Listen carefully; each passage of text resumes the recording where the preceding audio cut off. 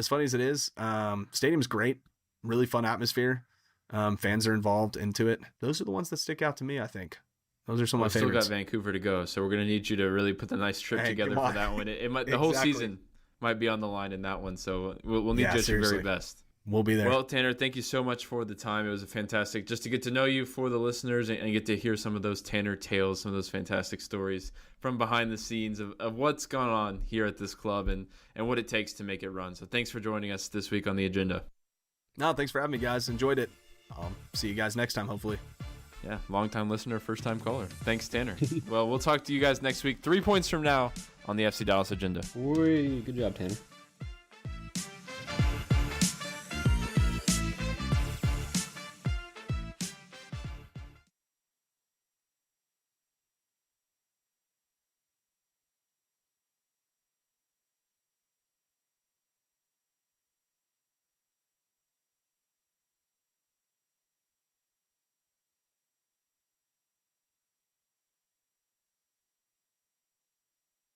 Following is a presentation of the FC Dallas Radio Network. Out wide right with Ladero onto his favorite left foot. Finds Jack McGlynn centrally, just hit the post moments ago. No whistle as Musa got a tug of the jersey. We play on, ball in behind for Julio. Foot race here. Anderson, Julio, past Tarbell, empty net. Anderson, Julio! With 3 games left in the MLS regular season, it's all or nothing time for FC Dallas as they battle for one of the final spots in the Western Conference playoffs. In their final home game of 2025 to date, the Burns draw a theoretically good matchup, taking on the West's worst team, the LA Galaxy. The reigning MLS champs have not won any away from home this year, getting just 7 points on the road. It's the first of a back-to-back with the Galaxy this afternoon as FC Dallas closes out their 2025 regular season residency in Frisco. Along the lines of the FC Dallas Radio Network, it is the FC Dallas Pregame Show presented by your local Toyota dealer, Toyota. Let's go places. Appreciate everyone checking in on the FC Dallas app and, of course, on the Burncast on YouTube for this matinee presentation of FC Dallas Soccer. On today's presentation, we'll hear from the manager of soccer operations, Tanner Hale. Your broadcast team for the afternoon, Ryan Figert and Steve Davis, will join me. We'll break down the important tactics and storylines for tonight's this afternoon's big home matchup. It's going to take a little while to get used to that. The sun's actually out for some FC Dallas soccer. But first, we welcome in someone who's always sunny. It's the FC Dallas Insider. You find his work on FCDallas.com. And, of course, he is 1/3 of the FC Dallas Agenda, heard almost every Wednesday on the FC Dallas Radio Network. It is Garrett Melser. Garrett, are you adjusting better than most of us here in the broadcast booth to the afternoon? Because I got to tell you, my calibrations are all out of whack. Well, I'm trying to. It's been, I think it's been almost 3 years since our last afternoon game in MLS. Of course, Apple TV kind of standardized the kickoff times to be 7:30 local time. So it's been a little while since it was a sunny day here at Toyota Stadium for an FC Dallas match. But I think it's a nice change of pace for us. Yeah, I can remember a Texas Derby match where Dallas came back and won. That was an afternoon game. That's the last one I can physically remember. Maybe a Kansas City game in there. It does not matter. It really does not matter because what's in front of us today is a very important afternoon game for FC Dallas. As they come into the weekend, they sit 10th, just 1 point out of a playoff spot. If they win this game, they can go as high as 8th, depending on how Colorado and San Jose shake out, and that's its own problem. But after last week's draw against Portland, they kind of have to win. That was their margin of error game last week, was it not? Yeah, absolutely. These next 2 games against the Galaxy are both must-wins, and a lot of that has to do with the fact that Dallas has to go away to Vancouver, who's one of the top teams in the entire league this whole year. So that's a really tough test on decision day. So Dallas will probably need to be in a position of strength going into that in terms of the league table. So you would think getting 6 points out of these next 2 games against the bottom dwellers, LA Galaxy, is pretty much a must if Dallas wants to extend this campaign longer than the regular season. And it is worth noting if Dallas can somehow win the last 3, they are in. They do control their own destiny in that way. Well, let's look at the 11 that's going to try and get there for FC Dallas. It's Michael Collodi in net, Sebastian Biago, Sazi Arguede, Lalas Abubakar on the back line, Shaq Moore, KK, Christian Kappas, Bernard Kamungo, alongside Patrickson, Logan Farrington, and Petter Musa. And obviously, we've spun the goalkeeper wheel this week for FC Dallas, and it comes up Michael Collodi. That's in part because Jacob Jackson is not available, and Martin Paz is available, but he's coming back from a long-term injury. Plus, he's got a big trip in front of him. What can you tell us about the FC Dallas goalkeeper room, which is always in some sort of interesting space? Yeah, it's been one of the main talking points over the last month or so. This three-person goalkeeper battle, which I think is an incredibly rare thing, certainly at FC Dallas, but also in any soccer team around the world. And we'd always kind of wondered what would happen once Martin Paz, the presumed starter, was back healthy. And what ended up happening is that the starter who was playing very, very well, and Jacob Jackson, picked up a minor hip injury. Not overly bad, but he's not in the squad tonight because they know he's going to absolutely need to be in the squad next week when Martin Paz heads to Saudi Arabia to play some very important World Cup qualifying matches for his national team, Indonesia. So it's Michael Collodi. He was playing incredibly well until that pretty unfortunate red card in St. Louis that made Jacob Jackson have his opportunity to take that starting spot. But it's a kind of a convoluted situation all around. But the good thing is all three of these goalkeepers have played very, very well this season. So you can't really go wrong if you're Eric Quill in terms of your decision making. So now it's time for Michael Collodi to step up once again. Yes, Martin Paz on the bench today has 16 hours worth of flying awaiting him in the near future. I don't envy that. Even I'm sure it's going to be much nicer than how I would fly 16 hours if I was heading to Saudi Arabia. I would assume so, yes. Well, one other change tonight, and that is no Ramiro out there today. So Shaq Moore will play right wing back, and Lalo Abubakar will come in and play that left center back spot. Two things here. Let's start with Ramiro. What's going on with the captain? Yep, Ramiro, who's been playing that right wing back spot for the last month or so. He's got a very minor groin issue right now, so not bad enough to land him on the injury report or force him out of the squad. He is on the bench tonight. I think it's more of a case of, if we've got good options for rotation, we might as well do it.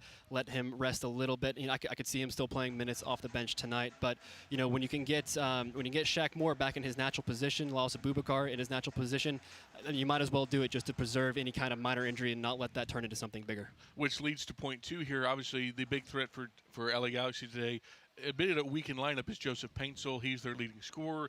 He has a lot of speed that can give Dallas problems. Having Shaq Moore out on that right wing side means it gives Dallas a little bit of a better defense, with all due respect to Ramiro, who is not the swiftest lad in the lineup. That's absolutely true. Painsel's, his biggest threat is his speed. He's electric on the ball and in space. He's probably one of the fastest players in the league.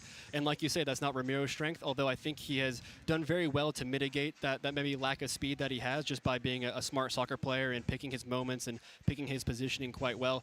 But sometimes in soccer, you do get into a foot race. I think sometimes it's going to happen, especially with a player as dangerous as Joseph Paintsel. So having that little extra speed of Shaq Moore out there on the right wing might help Dallas defend just a little bit more solidly in this match. Although it looks like we might see Joseph Paintsel versus Osaze Urquidy tonight. We'll talk a little bit more about that at segment 3, but that's not a fun matchup for old Paintsel, who's probably going to go against one of the best defenders in MLS. Well, some good news for the roster. We talked about Ramiro maybe coming in. It also looks like we may be able to see Paxton Pomykal. He's in the squad for the first time since the Red Bull game back in the U.S. Open Cup. It's been months since we've seen Paxton, and it's good anytime we see Paxton, but man, him coming back right now, the timing maybe could have been better. Yeah, I think at any point you want to have a healthy Paxton Pomykal because at his best, I think he makes any team in MLS better. And it's been such a shame that he's dealt with so many injuries over the last few seasons. And it's such a shame that it was such a false dawn, basically, because we saw him come back in the middle of the year, and he looked quite good in those minutes. He really didn't miss much of a beat, considering he'd missed the best part of 2 years previously with that knee injury. But he's worked his way back. He's done his due diligence in terms of the rehab. He's been playing very well in training, as we saw yesterday. So I think he could get some minutes off the bench.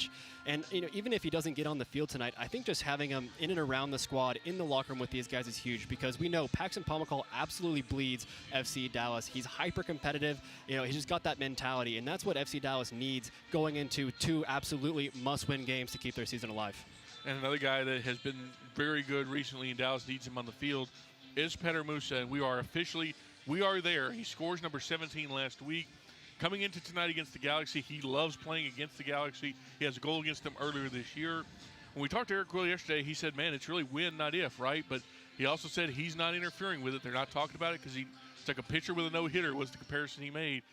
But it just feels like, if it's going to happen, and really the hope is that it happens tonight. Yep, 1 goal away from breaking FC Dallas's all-time single-season scoring record, held by Jason Christ, Kenny Cooper, Jesus Ferreira with 18. Those are some very impressive names. Yes, they are. In the history of this club, and I think Petar Musa, in terms of talent and ability, is right up there with them. And look, he's got 4 goals in his last 4, 10 in his last 10, going back a little bit.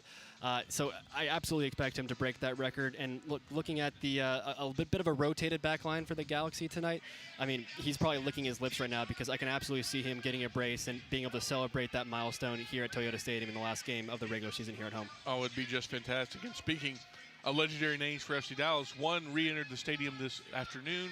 Matt Hedges, the longtime defender, the former captain, the MLS Super Draft pick, the superlatives go on and on, officially retired today, signing a one-day contract with FC Dallas. You wrote a story about it earlier this week. You've been covering the story pretty much since it came out. But, man, that is just it's a great end to a career. Obviously, he spent time with Toronto. He spent time with Austin. But his home was here in Dallas, literally and figuratively. So it was great to see Matt come home and sign that one-day contract. Yeah, he wasn't quite a one-club man because of the very end of his career, but for the most part, he was FC Dallas through and through. So it's great to see him come back and officially retire as an FC Dallas player. And like you said, his accolades are many, many, and very impressive. The club's only MLS Defender of the Year. That's a new one that I found while doing some research. But obviously a 3-time All-Star, best 11 twice, co-captained the team to its best ever season in 2016. Of course, the Supporter Shield and Open Cup double. And look, he's in the conversation for the club's best ever player. That does not come easily in the 30-year history of this club. And he's also a great person off the field, a fan favorite. And, you know, it was just a few minutes ago that we're down in the FC Dallas Player Lounge with Matt Hedges, his family, FC Dallas President Dan Hunt, for them to officially sign the contract. And it was just a great moment to see kind of a full circle moment for one of the great names in this club's history. I did forget the Des Moines Menace, if we all recall that. Des Moines Menace as well. That very awkward night in March when he played alongside Sasha Kleiston and a few other guys out there in the U.S. Open Cup. Well, in come the Galaxy for the first of two matchups. Dallas will go out to Dignity Health next week for a late game, but they're here tonight for a 3:30 game. And boy, this feels like a prime opportunity for 3 points, because not only do the Galaxy not have any wins away from home this year, they lost midweek in Campeones Cup. They've rotated their roster some. We'll dig into that as we go throughout the show. But they also haven't won in Frisco since 2015. I mean, if this isn't a win of some kind, I don't know what will have happened in the time-space continuum. Yeah, the omens and recent history are certainly in FC Dallas's favor. And look, overall, it's just been a really tough title defense season for the LA Galaxy. And you can understand why. Across all sports, oftentimes you see a bit of a championship hangover. And they also have to deal with the absence of their talisman, and Ricky Puig, who tore his ACL in the semifinal of last year's MLS Cup.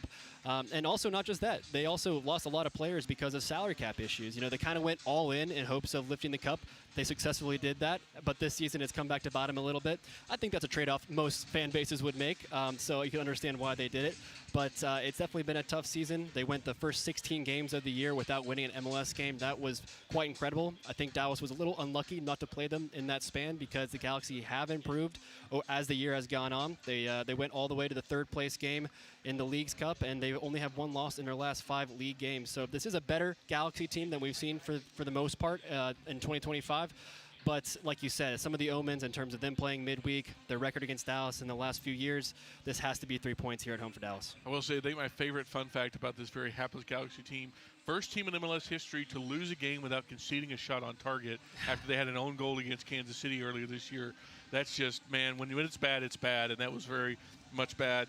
But that is Garrett Melzer, who is never bad. He's always good. You can find his work on FCDallas.com. Find him on all the various socials at Garrett Melzer.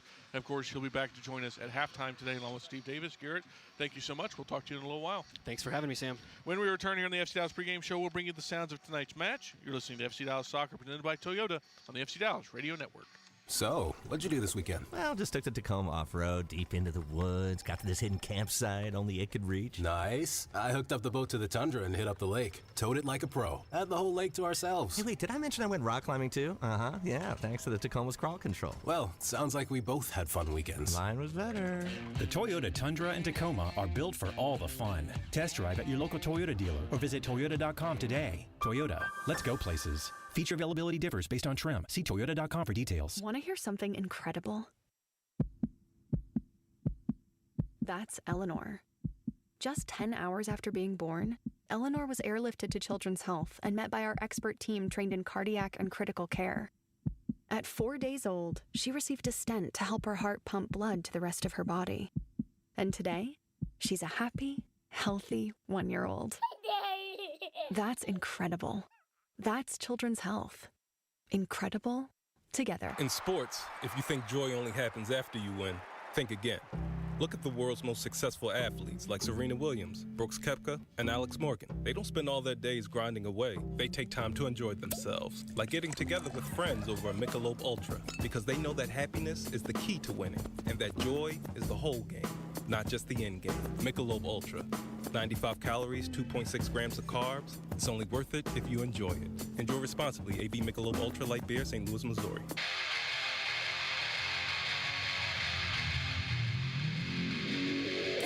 Hi everyone, it's Logan Farrington, and you're listening to FC Dallas Soccer on the FC Dallas app.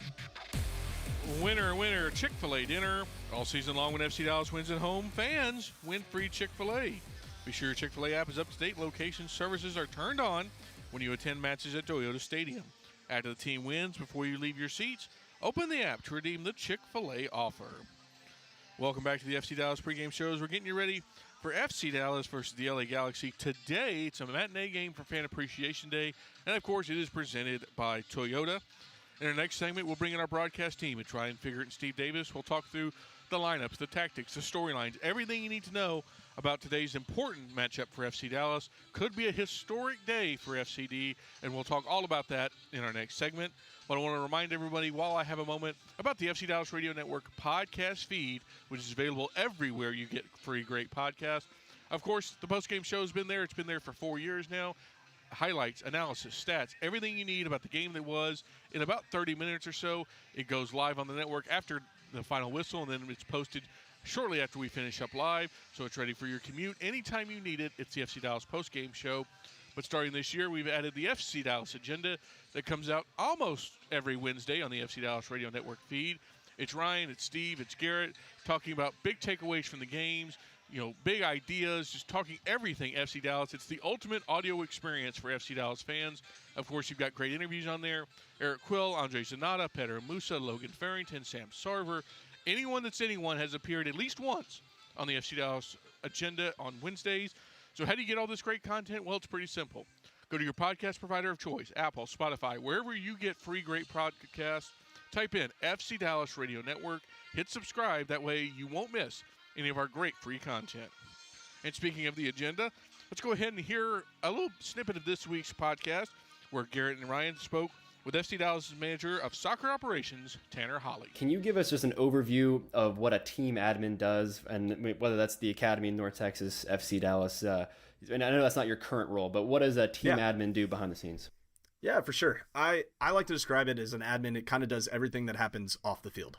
So they're in charge of just your general schedule, just making sure guys are in the right places. And then the obvious one is like trip logistics and whatnot. So obviously a lot of travel involved with our sport and stuff. So it's managing flights, hotels, meals, any sort of logistical thing that occurs on the road, but also at home. So, I mean, we're planning practice schedules, not exactly what we're doing in practice, obviously, but coach tells us timing. Okay, so breakfast at this time, training happens at this time. For academy, you're making sure the kids get out of school on time and get there, and you're coordinating those efforts and locker room usage. And then with North Texas, it's all the different player movement and whatnot. For first team, obviously it's relatively simple, just making sure everyone shows up and then just keeping everyone on track as far as meetings and events, and even helping you guys after training, trying to get guys to PR moments or sponsorship obligations or whatever it may be. It's just trying to keep everyone on track, as I would say is probably the big general arching theme.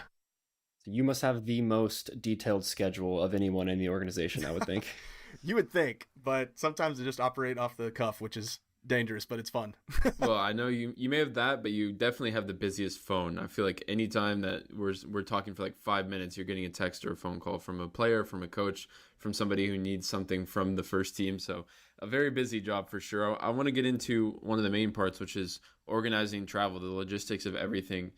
For just a crash course for dummies, what goes into an MLS team taking the show on the road and playing a road game? Yeah, no, good question. There's like kind of three main parts, obviously. Like obviously you got the flight, and then you got the hotel stay, and then you got game day. And so as far as it goes, like the league, I will say, does a lot of it on the front foot for us.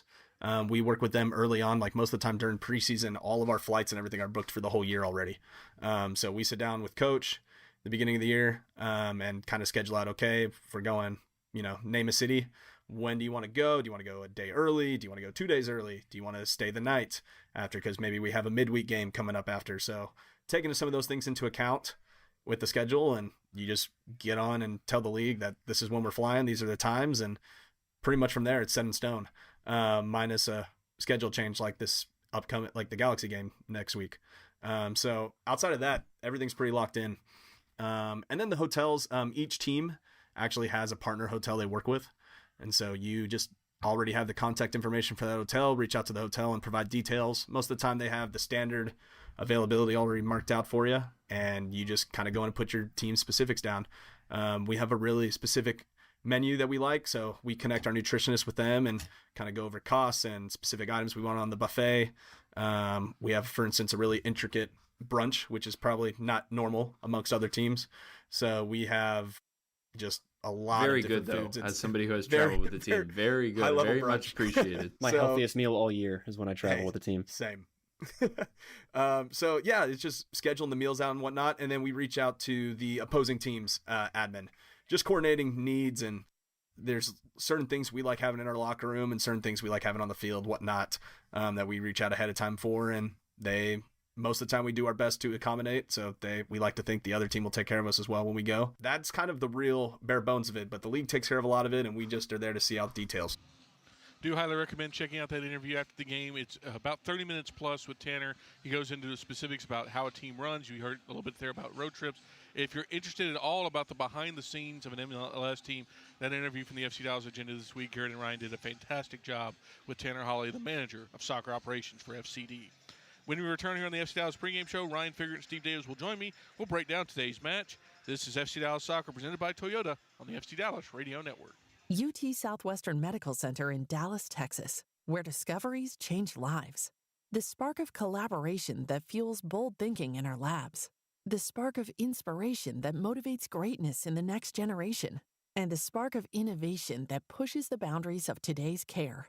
At UT Southwestern, teamwork and talent combine to fuel discovery, education, and healing. UT Southwestern, the future of medicine sparks here. Welcome to the world of WinStar. At the world of WinStar. In sports, if you think joy only happens after you win, think again. Look at the world's most successful athletes like Serena Williams, Brooks Koepka, and Alex Morgan. They don't spend all their days grinding away. They take time to enjoy themselves, like getting together with friends over a Michelob Ultra, because they know that happiness is the key to winning, and that joy is the whole game, not just the end game. Michelob Ultra. 95 calories, 2.6 grams of carbs. It's only worth it if you enjoy it. Enjoy responsibly. AB Michelob Ultra Light Beer, St. Louis, Missouri. Hi everyone, it's Sebastian Leggett, and you're listening to FC Dallas Soccer on the FC Dallas app. Welcome back to the FC Dallas pregame show presented by Toyota. Got about 20 minutes until kickoff here from Toyota Stadium, so let's go ahead and bring you the starting lineups. This afternoon's starting lineups are brought to you by AdvoCare. We'll start first with the visiting LA Galaxy and fifth-year manager Greg Vandy. It's JT Marcinkowski in net for the Galaxy. Former FCD product John Nelson, Chris Rindov, Zonka, and Mauricio Cuevas in the back line for the Galaxy. Another former FCDer, Edwin Cerrillo, in the midfield alongside Harbor Miller and Elijah Winder for Greg Vandy. Joseph Paintsil, Mateus Nascimento, and Diego Fagundes up top for the Galaxy. And now let's hear the starting 11 for FC Dallas and first-year manager Eric Quill. Michael Colodi, goalkeeper, Frisco, Texas. Sebastian Ibiaga, center back, Duke University. Osaze Origide, center back, Netherlands, Nijmegen. Lalas Abubakar, central defender, University of Dayton. Shaq Moore, right back, Fort Lauderdale, Florida. Christian Capis, midfielder, Houston, Texas. Kaique, midfield, Brazil. Bernard Camungo, I'm a winger, and I'm from Abilene, Texas. Patrickson, mediocampista, Ecuador. Logan Farrington, striker, Racine, Wisconsin. Petar Musa, forward, from Zagreb, Croatia. Reserves tonight for Dallas: Martin Paz, Deedson, Anderson Julio, Ramiro, Paxton Pomacall, Pedrinho, Alvaro, Josh Torquato, and Diego Garcia. Let's bring in our commentary team for this afternoon home finale for FC Dallas, at least in the regular season. It's Steve Davis and Ryan Figert. And Ryan, let's talk playoff scenarios here because that's exactly where we're at. Dallas, a win today gets them to 41. That would take them to 8th as we enter the standings. Now, of course, those are pending 2 outcomes at San Jose and Colorado. Colorado plays RSL tonight, and we have to wait for San Jose tomorrow night. They deal with Vancouver. But regardless of what they're doing, Dallas has to win today if they want to keep a strong attempt at their playoff hopes. Yeah, absolutely. I really have a hard time seeing 6 points not being enough to at least make 9th place, and they have a huge opportunity up against the Galaxy both this week and next week, home and away, against the worst team in the West this season. They're reigning champions, and you have to give them respect for what they did last season, but it's been clear that without Ricky Puig, they just have not been the same team. They were up against roster constraints. They had to shed a lot of quality players in the offseason. So many things went wrong after going so well last season in the Cup run. So not the team that suited up in MLS Cup final almost a year ago now. This is a team that is ripe for the taking, coming off a really bad loss on Wednesday in the Campeones Cup, or at least a heartbreaking loss against a good team. Short week for them, travel, afternoon kickoff, so many things going in Dallas's favor, and they have to take advantage. There's absolutely no excuse to not start this run of the final 3 games with 3 points this afternoon. Yeah, Ricky Puig is not walking through that door. One guy who walked through that door, though, for the last time today, at least as a player, is Matt Hedges. He signed a 1-day contract. Garrett Meltzer talked a little bit about that in our first segment. But Matt is retiring as an FC Dallas player. Of course, he spent a little bit of time in Toronto and Austin.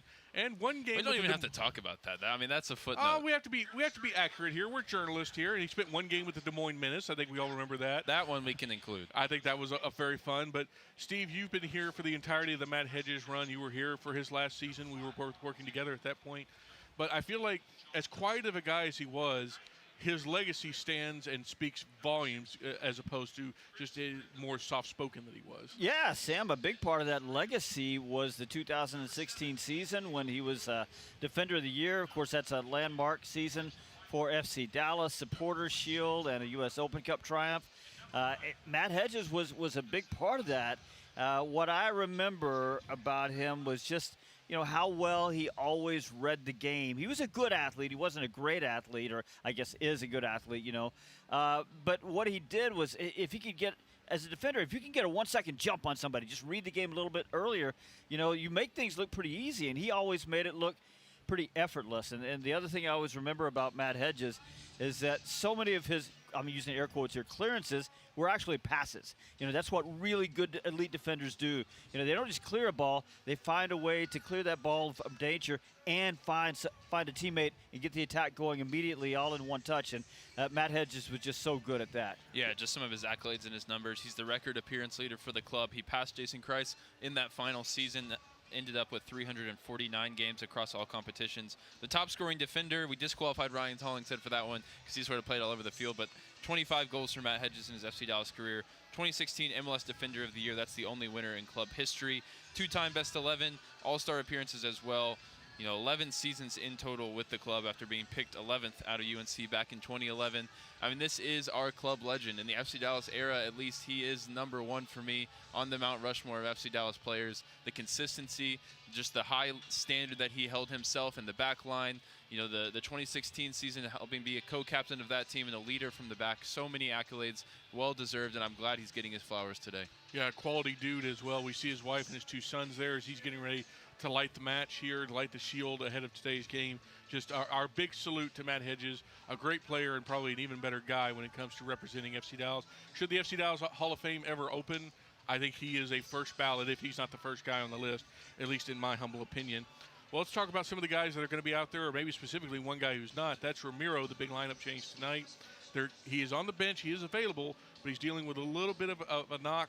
So that means Shaq Moore goes out to right wing back. That brings Lawrence Abubakar into the lineup. And, Ryan, we talked about this at training a little bit yesterday. Before we knew that it was a knock keeping Ramiro out, having Shaq on that right wing, especially with someone like Joseph Paintsville in the lineup today, feels like it's a bit of an injury of convenience for FC Dallas. Yeah, and we specifically asked Eric Quill, is that a response to the speed from Paintsville? And we thought maybe Gabriel Peck, who's not going to be involved today. He said no, but I think you're right in that it is actually a better matchup for Dallas in the wide areas now. Shaq Moore he's going to be more adventurous, I think, than Ramiro. He's going to fly up and down that right side, and there's going to be opportunities for him to be caught out of position up against Paintsville. So it's going to be up to the back line behind him as well, Ebiaga and Uriguide, to keep an eye on Paintsville, because there's some good players in this lineup for Galaxy, but for me, me, he's by far and away the biggest threat. Coming off a hat trick in his last MLS game against Kansas City, he's in some good form. He's got matches with Ghana coming up on the horizon as well, so he's hoping to stay in that good moment. Personally, he's the big threat for Galaxy, and that lineup change at least gives Dallas some more speed on the outside, because we saw it last week in Portland up against Antony, another real speedster. Ramiro did struggle a little bit, and for all the positive qualities he brings to that position, speed is not one of them. Shaq Moore definitely has the advantage in that area, so I'm glad to see him in the wide area today. I do think we have to point out the only downside to that, and I agree with everything you just said in terms of personnel and tactics, but this system that Eric Will has going right now, this group of personnel has been doing so well. I mean, just humming along, and you just hate to, I could give you all kinds of supporting data there, but also just passing the eye test, and you sort of hate to see it disrupted even just a little bit like that. So good and bad there, I'd say. Well, speaking of disruptions, the Galaxy have just been a season of disruption. They're rotating some today after they played midweek. They've also got an injury list just as long as humanly possible. But one of the bigger, almost unexpected change, Steve, JT Marcinkowski, the former Earthquakes keeper, is in net today. Novak Mitrovic has been their number one. He started 18 of their last games, but he hasn't exactly been great. He's allowed almost 2 goals a game. He's only saving about 63% of his shots. And, obviously the Galaxy, they're eliminated from playoff contention. They're one of the worst teams in the league. It kind of feels like they're throwing him out there, hey, let's just see what you got there after a big injury history. Yeah, look, I have no idea what to expect out of this team mentality-wise today from the visitors, that is, because a heartbreaking loss the other day in that Campeones Cup final. It's hot today. They've changed out their entire back five, including the goalkeeper that you just talked about. The front is 5 of the 6 starting on the front 6 are the same as they were in the Campeones Cup, so they've still got some firepower, but what is the will to come out here in the hot Texas sun? Place LA never does well anyway. What is the will today? I don't know. I just want to take in this moment right now as well. Matt Hedges being honored and seeing Matt Hedges' jerseys in the crowd, reading off his accomplishments. He's about to light the match, and just, it's so rare in a league that's 30 years old to have a true club legend that, almost a one-club man for his entire career. Some of the original teams have that, and I think for him, and for Dallas, he represents that. He represents this entire era since 2005, since the stadium opened, his longevity, and it was great to see the fans get that moment to recognize him. It's so cool to see today. And by the way, nobody remembers that Emmitt Smith, spent a season somewhere else. Everybody knows he's a Dallas Cowboy. Matt Hedges, it doesn't matter if he played a few games at Austin, Toronto. Everybody's going to remember him for FC Dallas. Of course. And, in a league that really has kind of focused on big stars importing, Hedges is very much one of those homegrown superstars that deserves all the recognition. Speaking of superstars deserving recognition, Ryan, it's Petar Musa Day here. He's on 17, 1 to tie, 2 to break, with a rotated defense for the Galaxy, with a goalkeeper that's only played twice this year. Boy, you couldn't draw up a much better matchup for the Moose, could you? Yeah, this isn't a record watch. This is a record warning for Petar Musa. 1 away from tying, 2 away from breaking. And I want to look back through the history of this matchup as well, because who are the top 3 scorers for FC Dallas all time in this matchup? You can tell me what they have in common. It's Kenny Cooper, Jesus Ferreira, and Jason Kreis. Those are the top 3 scorers in a single season in Dallas' history. That's who Petar Musa is chasing, and he's got a nice opponent, a good matchup to try and make history at home today. It'd be great to see him do it in front of the fans. And it's worth noting, we asked Eric Quill about it yesterday, and he said, hey, we're not talking to him about it. It's like a pitcher on a no-hitter. He doesn't need to know anything. He knows what he's doing, and he's also just in really great form right now, so there's no need to say anything outside of that. But one thing that does need to be said is today's Keys to the Match. They're brought to you by Toyota, and they're also brought to you by Steve Davis. Thank you, Sam. Number 1 key today, just get on them early, man. It's already been quite a week for the Galaxy. We just talked about it. It's hot today. They really don't have a lot to play for. If you get on them early, heap a little more misery on this team, I think you'll drive the will right out of the visitors. They'll just want to get back on the plane and get ready to close out the season with a couple of games at home. They won't want to be in this Texas 90-degree sunshine anymore. Get on them early. Number 2, you got to dodge the yellows. The order of the day, be aggressive but be smart. A Musa yellow card today could seriously damage his own pursuit of that important record we just talked about, and it could damage the club's playoff chances. So dodge the yellows today. And number 3, use the bench. Eric Quill, he's got a fairly healthy squad, including Mr. Paxton Pomykal. He generally doesn't like to go to the bench too early. He likes to sort of reward his starters with more minutes, but today might be better to wave on the replacements just a little bit earlier in the heat. Those are your keys as presented by Toyota. Thank you, Steve Davis. Teams are out. Sebastian Biaga with the captain's armband today, as Martin Paz and Ramiro both on the bench. Joseph Paintsville wearing it for the Galaxy. Galaxy in their purple and what looks to be macaroni orange, while Dallas It's a nice kit matchup. I'm a big fan of this purple kit for the Galaxy. It really is, in the light blue Inferno kit for FC Dallas. That's going to do it for the the pregame show. But before we head to break, let's go ahead and throw it to our PA announcer, Chris Bucambuso. 10 years in the United States Army and 13 years in the United States Navy, retiring with the rank of Lieutenant Commander. John made history as the only coach to lead all of the Armed Forces soccer teams, including the Joint Forces team. Thank you to Lieutenant Commander John Thomas and the Thomas family for your service to our country.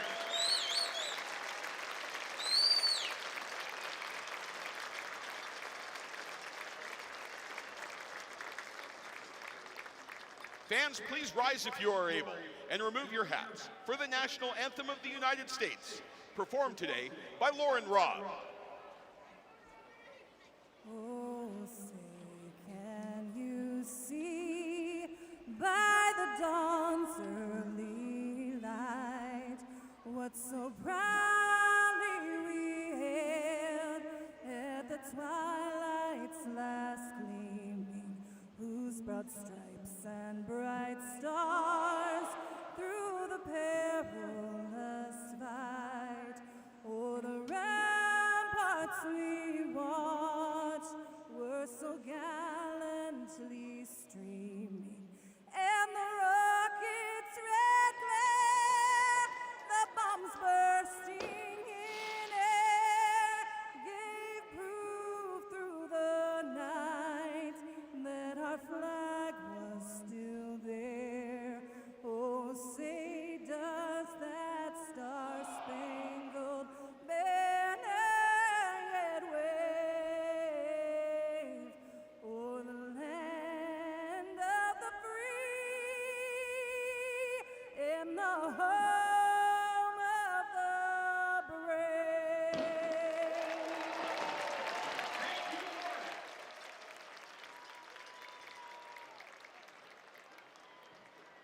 So, what'd you do this weekend? Well, just took the Tacoma off-road, deep into the woods, got to this hidden campsite only it could reach. Nice. I hooked up the boat to the Tundra and hit up the lake. Towed it like a pro. Had the whole lake to ourselves. Hey, wait, did I mention I went rock climbing too? Uh-huh, yeah, thanks to the Tacoma's crawl control. Well, sounds like we both had fun weekends. Mine was better.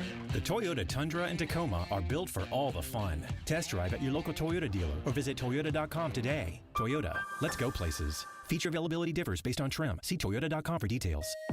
Welcome to the world of WinStar. At the world of WinStar.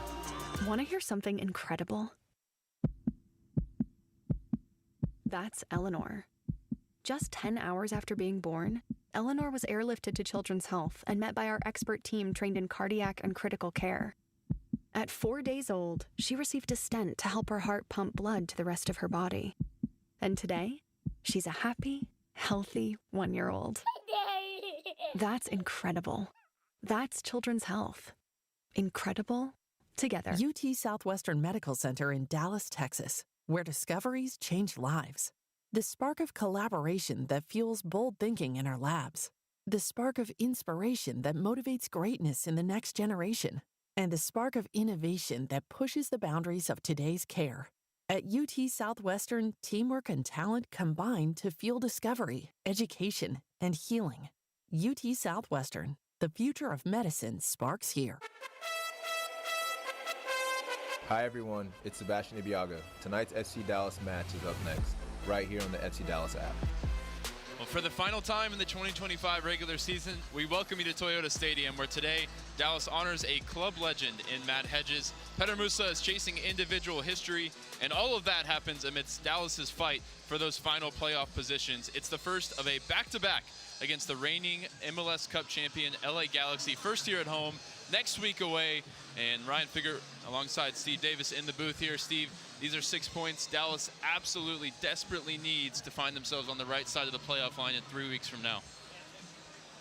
I tell you what, all I keep thinking about is that FC Dallas controls their fate. They can max out at 47 points. None of these teams that could displace FC Dallas for one of those spots can max out at that number. So just keep winning, baby.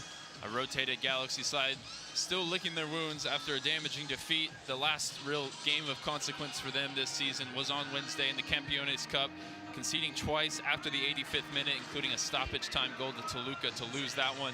We'll see what they have in terms of resolve to fight for this one. We've got a familiar face on the Galaxy side, a couple of them, John Nelson and Edwin Cerrillo. And all of that is sort of a footnote in what is a very important match for Dallas in the consequence of making the playoffs. It's all on the line here at Toyota Stadium. Dallas is going to move from right to left here in the first half in the light blue Inferno kits. Bathed in sunlight here, an afternoon kickoff in Frisco, Texas. The Galaxy in dark purple will move from left to right, 6 stars above their crest after their success last season, but it's been one to forget here in 2025. Final 3 games of the regular season, a final sprint to the finish.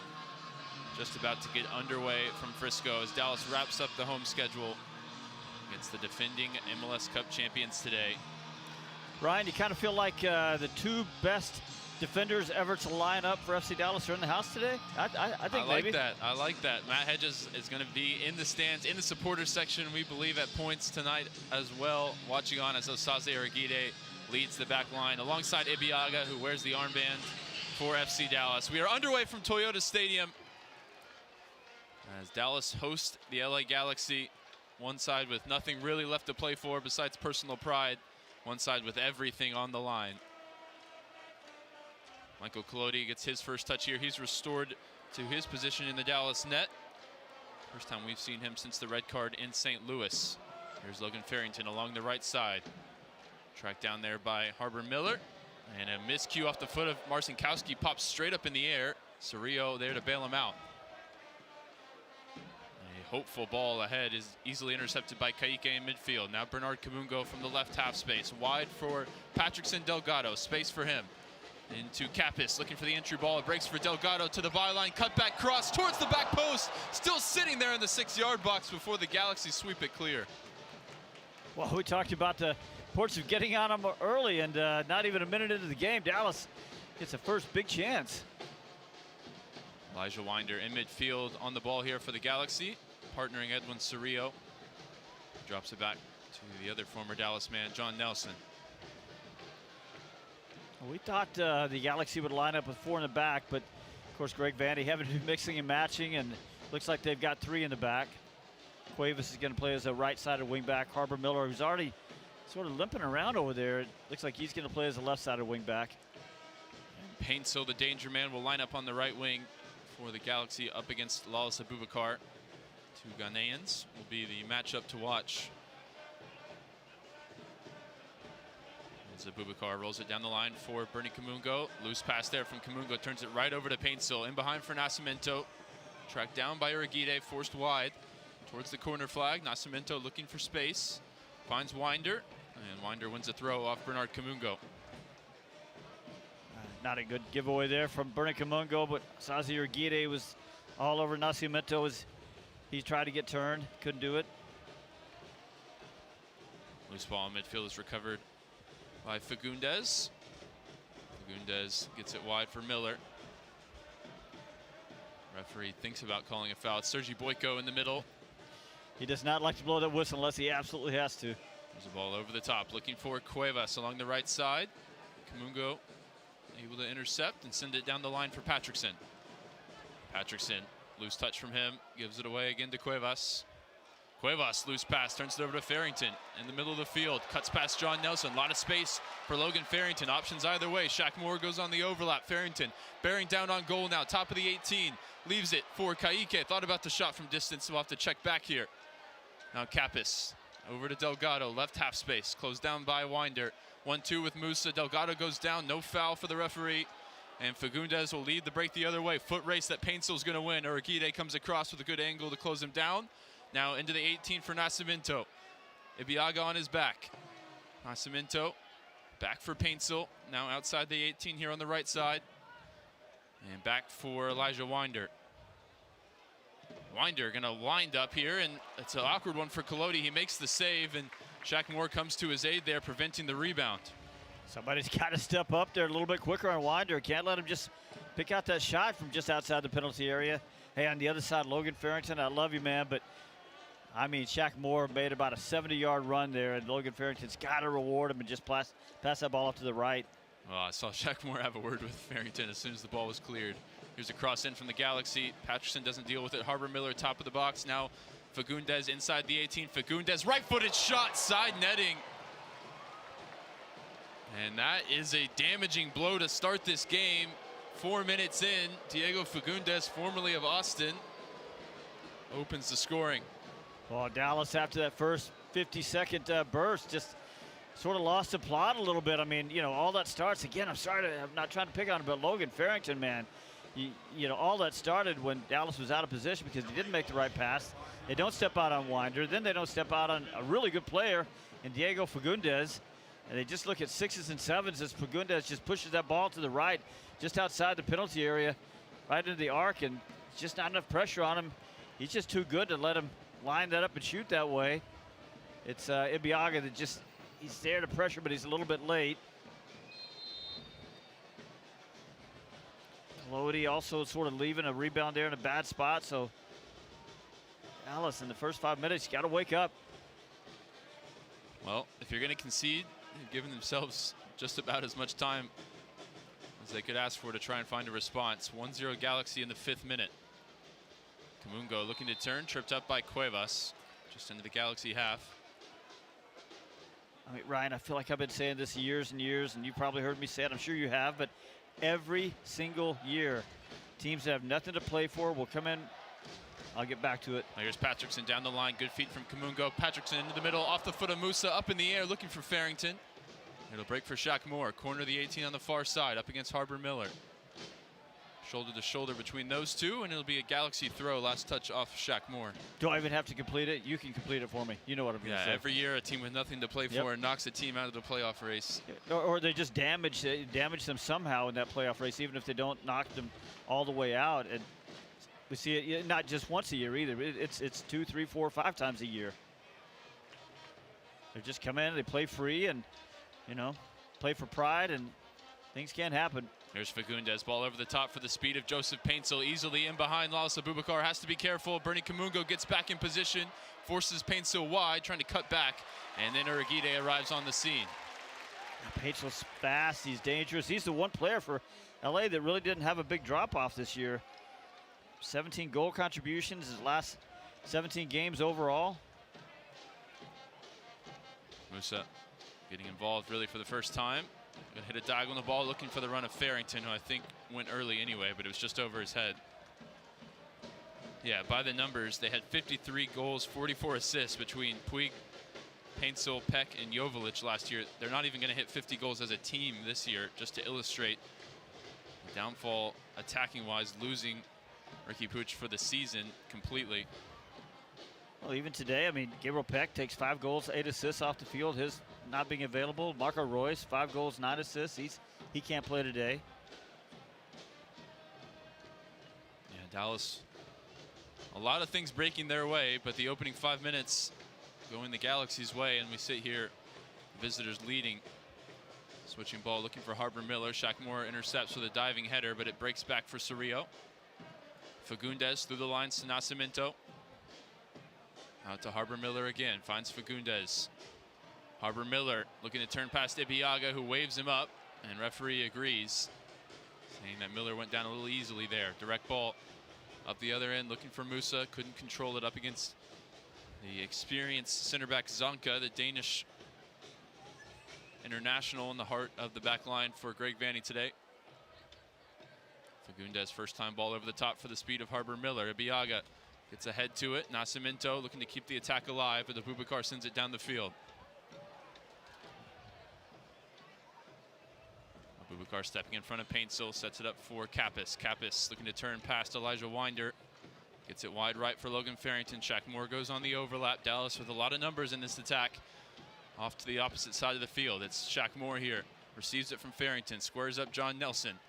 Little hesitation, shake and bake now to the top of the box for Kaique. Kappas returns it back to Shaq Moore, who got himself back on side. Now returns to Kappas towards the byline along the right side. Set back for Moore near the corner flag. Whips this cross in, air underneath it. Musa knocks it down for Bernie Kamungo here inside the 18. Kamungo whips it in towards Farrington. And Zonka sends it clear.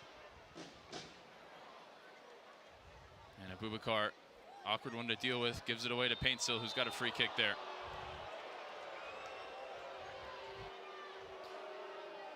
Now Kaike and Bernie Kamungo having a little discussion. Not sure where they got their wires crossed.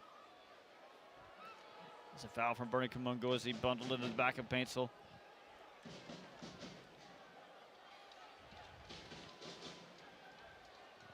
Well, similar to Dallas's 2-2 draw last week at Portland, this one has been high intensity end to end.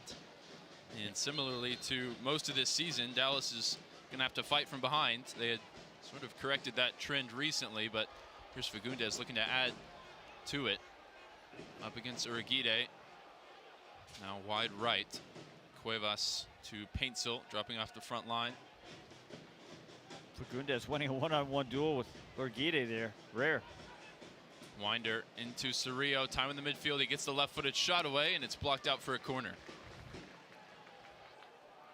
I mean, just all kinds of discussion and argument going on with FC Dallas players right now. That time, KK trying to figure out who was supposed to get in there and get on Cerrillo, as he had a little bit too much time and space to line up a shot at 22 yards, dead center. They were lucky that was on his left foot, not his right. And Dallas now have conceded first in 70% of their games this season. I mentioned they had sort of gotten that back under control recently, but now twice and as many occasions have gone behind. Showed really good fight back on the road in Portland. There's a different pressure at home in front of the fans. And with all the expectation, here's a corner whipped in towards the near post. Farrington dealing with it there up against Nascimento, who's still trying to keep this attack alive. Farrington will win it back from him and just send it down the field. For a team that has spent a large chunk of the season as underdogs, it's got to feel a little bit weird for them to come into these next two games as heavy favorites. The form for both sides really pointing in opposite directions. Well, Dallas being a much more rested team. Not the team that lost a heartbreaking game the other day. It's early. Zonka into midfield for Winder, who goes back for Rindolph. Sixth start of the season for Rindolph. Promoted from Ventura County, which is their MLS Next Pro affiliate. Harper Miller. Off the left, drops it back. Now all the way to Marcinkowski. Rare start for him in net for the Galaxy. He goes long and direct. Uragide steps in the passing lane. Beats Nascimento to the ball. Dallas in possession with Abubakar, and now Kaike in the middle. Kaike diagonal, looking for the run of Bernard Kamungo along the left. Just about able to keep it in play. Towards the corner flag here, 1v1 with Cuevas. Kamungo cuts back from the byline, still got Cuevas dancing, sends the cross in. Cerrillo heads it up in the air. Fagundez helps it further clear. And then Nascimento goes down under some pressure from Uragide. A little bit of a bailout foul there. We know Uragide is going to be very aggressive in those 1v1 battles. Good job by Bernie Kamungo a minute ago. Down to the corner, creating a little space for himself, 1v1.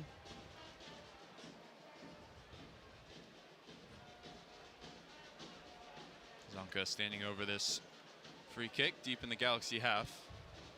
Just going to send it wide for Cuevas. And back for Rindolph, quickly closed down by Patrickson.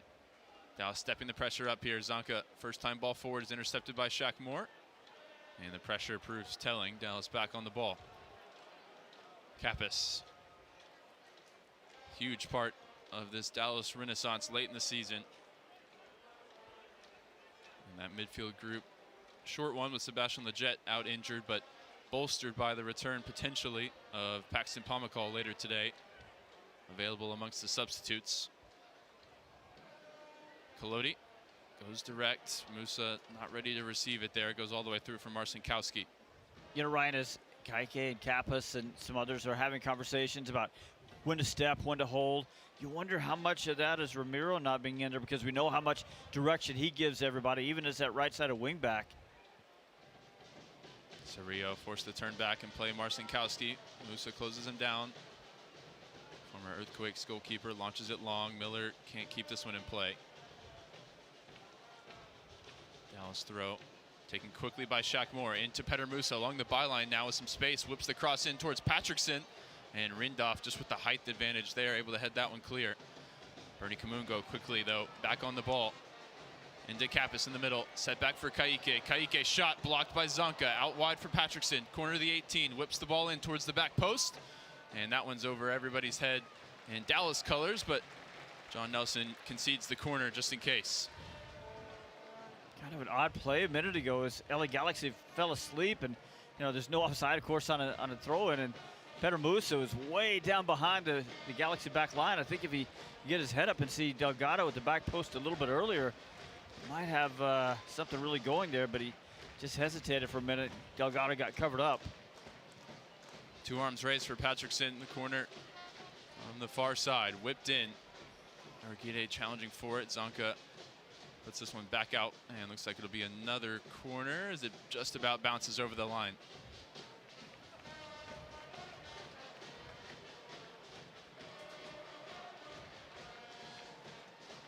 Another chance for Patrickson here. Outswinger whipped to the top of the 6-yard box. Musa makes the first contact but can't steer it goalwards. Kamungo retrieves it here on the near side.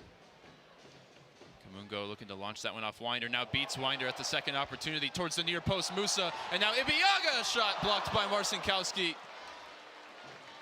Or maybe by one of his back line. Either way, we're in the armband today. Ibeagha denied from close range. Yeah, get all that created with Bernie Kamungo over on the side, doing some really good work one-on-one out on the wing. It was actually Farrington at the near post, and maybe could have done better with that. Yeah, it's tough. It's coming in at a weird angle. He's really close to that near post. Here's Patrickson this time from the near side. Whipped in towards the near post, to near post, and into the side netting. Wasted opportunity there. 16th minute, LA in front through Diego Fagundes.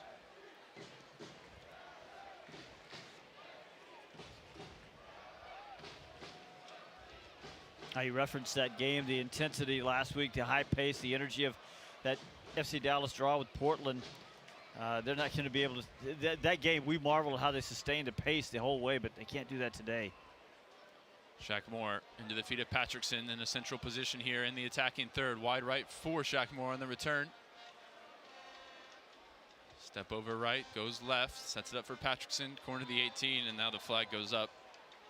Very delayed.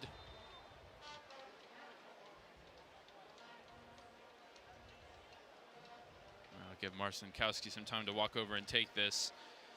Get ready, North Texas. The world's biggest tournament is coming, and FC Dallas is bringing it home with the Club and Country package. For just $35, you can score a custom scarf repping FC Dallas and your favorite national team. VIP access to our World Cup draw, watch party, Hall of Fame admission, and much more. Don't miss out. Visit fcdallas.com/club and country today.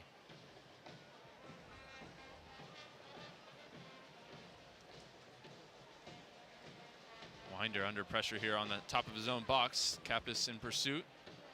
Last touch out off of Winder. It's a Dallas throw.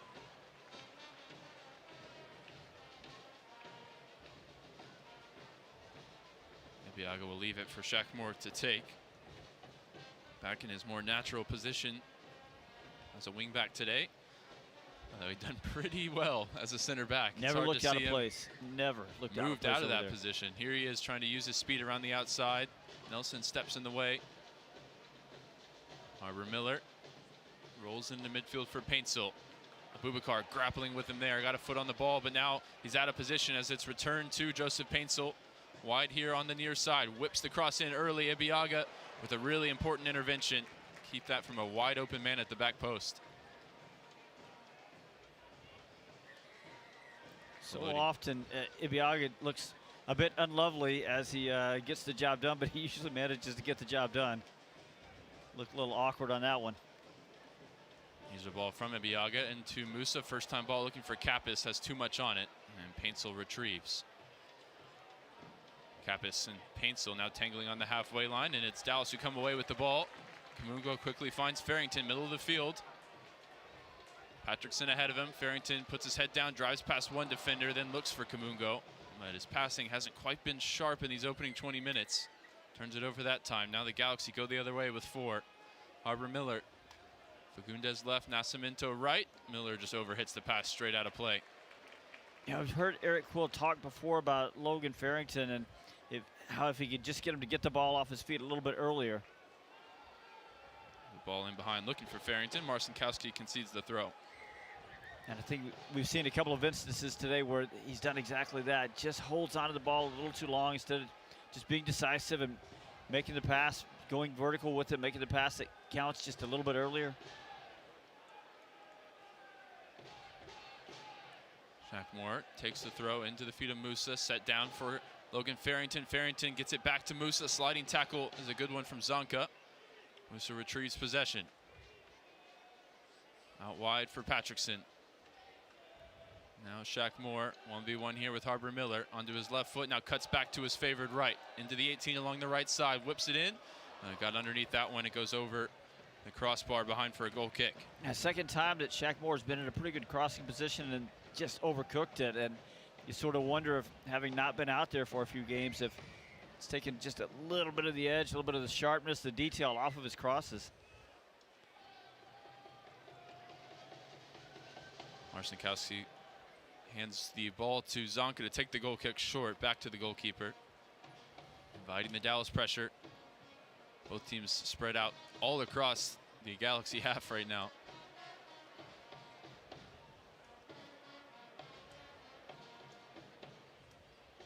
Nelson thought about going down the line. Now under pressure from Shaq Moore, finds Harbor Miller. Winder resumes that battle with Kappas. This time Winder maintains possession, but then Miller gives it away to Abubakar. Middle of the field. Out to Bernie Kamungo on the left. Coming in field. Pokes it back for Kaike. Kaike closed down by Edwin Cerrillo. He used to occupy that same position in the Dallas midfield. Time for Kaike. Out wide left for Kappas, who's made a nice run here. Options inside the 18 as Kappas picks out his cross. Dink towards the back post. Musa attacking it, nods it down. And appeals for a handball against the Galaxy defender, but Marcinkowski comes to cover it up. Now Musa just misconnecting with that. John Nelson got out there and offered just enough resistance so that maybe Musa couldn't get a clean header on it.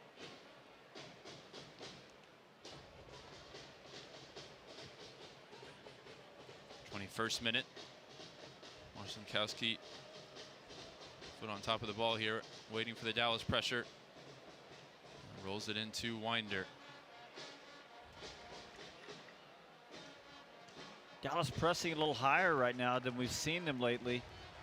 Seen them sort of more press out of the mid block, and right now though they're behind. They need to win. The Galaxy are really content to take a little bit of the air out of the ball right now, so Dallas sort of having to push that press, push the lines up a little higher.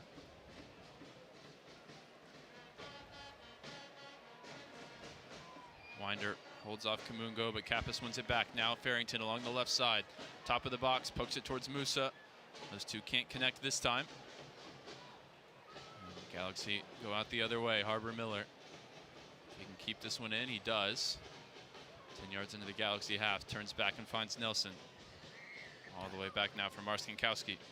Dallas really has had the visitors pinned into their own half for about the last 10 minutes now. Marcinkowski might have the most time on the ball of anybody in those most recent 10 minutes. Here he is again. Over to Rindhoff in the midfield, and this time they break the Dallas pressure. Cerrillo picks it up with a lot of room to bring it forward. Cerrillo over to Fagundes.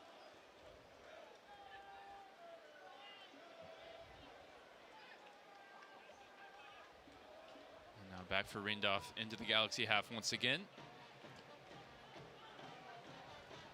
Lifted over the top, looking for the run of Cuevas. Bernie Kamungo read the play early, and he gets his body in the way and gets it back to Collodi. Collodi gets it out wide for Uragide, who released from his center back position. That means there's a hole as he gives it away. Galaxy unable to immediately pounce on it. Cerrillo back in possession. Cuevas wide for Fagundes here on the near side. Cerrillo to Cuevas. Got cut under his feet there. He gives it away to Abubakar. Quickly forward into the feet of Farrington. Again, just a mishit pass from Logan there. Looking for Patrickson, but gave it away. Dallas just not looking sharp in a lot of the little details. Fagundes into the 18 for Nascimento. Urguide too strong there, just shoulders him off the ball, and it rolls behind for a goal kick. I mean, Urguide getting beat a while ago in that one-on-one duel by the much smaller Diego Fagundes, and Urguide sort of losing possession needlessly over there. Farrington just completely missing on the pass a minute ago. We saw that nobody stepped out on Winder early in this match. Collodi leaving the ball, leaving a rebound in a bad place. It's the details right now that they're just failing FC Dallas. Long goal kick. Header won by Rindolph, then Ibiaga for Dallas. And behind, foot race to the ball. Urguide is going to get there first and nods it back to Collodi. Nascimento's out of the play. Dallas going to roll short here for Ka'ike. Allowed to just dribble through the first line of pressure from the Galaxy. Now whips it wide left for Kamungo. Some space for him. He's been the most dangerous Dallas player in this opening half hour. Bernie Kamungo checks it back for Abubakar. In the midfield for Ka'ike. Ka'ike lines up a shot from way out there. That one from the best part of 35. And well off target. You know, the Galaxy right now giving Dallas just a little bit of a taste of their own medicine, and that their 3 in the back turns immediately into a 5 as soon as they lose possession. And it's I think we're going to be in for a lot of Dallas really trying to break down a low block today. It's a different challenge to what they've been asked to do for a large majority of this season, for sure. As you say, usually they're the low block. Yeah, you referenced it a while ago, though, when you said that they're the favorites today. Oh, Ka'ike, really good work there to win it back and then win a foul from Rindolph.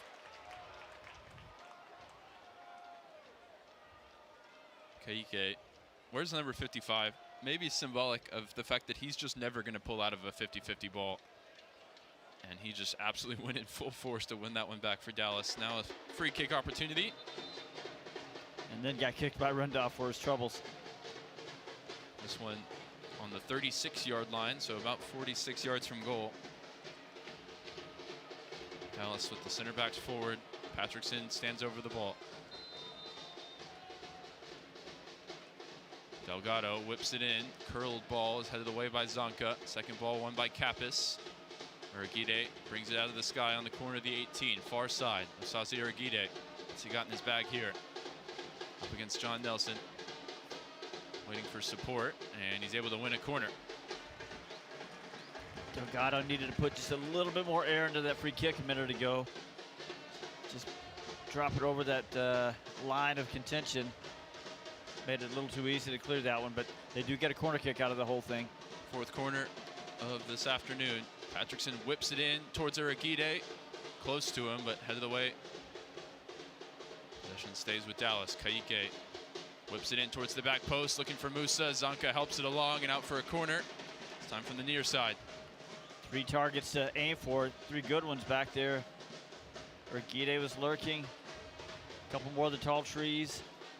That was a little better cross, and LA did well just to head it out for another corner kick. Patrickson all the way across to take again.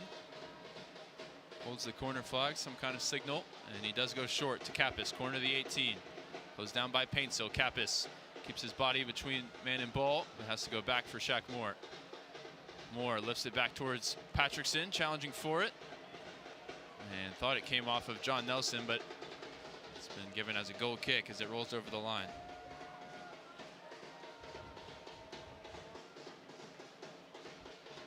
And Steve, for you, where does the balance lie here for Dallas? Obviously needing a win. So we've played just about a half hour. Stepping the pressure higher up the field, leaving space in behind for a Joseph Paintsill.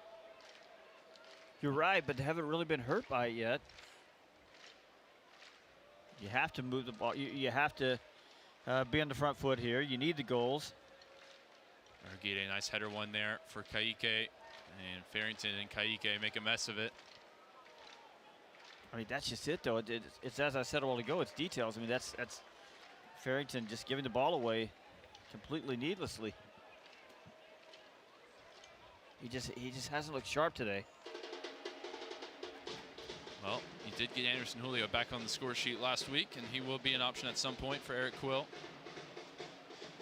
In this current iteration, this 5-3-2 that they've developed in recent weeks, it really requires Logan Farrington to be back to his best as we head into a rare water break in the month of October. The October water break. It's hot all over the country today. Dallas, 30 minutes in, still having failed to register their first shot on target. Well, don't miss FC Dallas Rewind on KDFI More 27. Every Tuesday night during the regular season at 7 p.m. you can watch FC Dallas Soccer for free on KDFI More 27. This free over-the-air channel is available everywhere in the DFW market. Hopefully, in this final hour, something worth re-watching as we play on here at Toyota Stadium, which of course is getting a makeover. Renovations are underway. You can check out the new construction cam to see the latest updates in real time. Learn more about this ambitious project to give Toyota Stadium a brand new roof, discover every seat in the building, gorgeous new club spaces, and much more. To learn more and check out that construction cam, you can visit newtoyotastadium.com. You know, Ryan, some days just not much going right for you. Right now, the LA Galaxy, because of the structure of the stadium, their bench in the shade. Dallas bench still baking in the sun.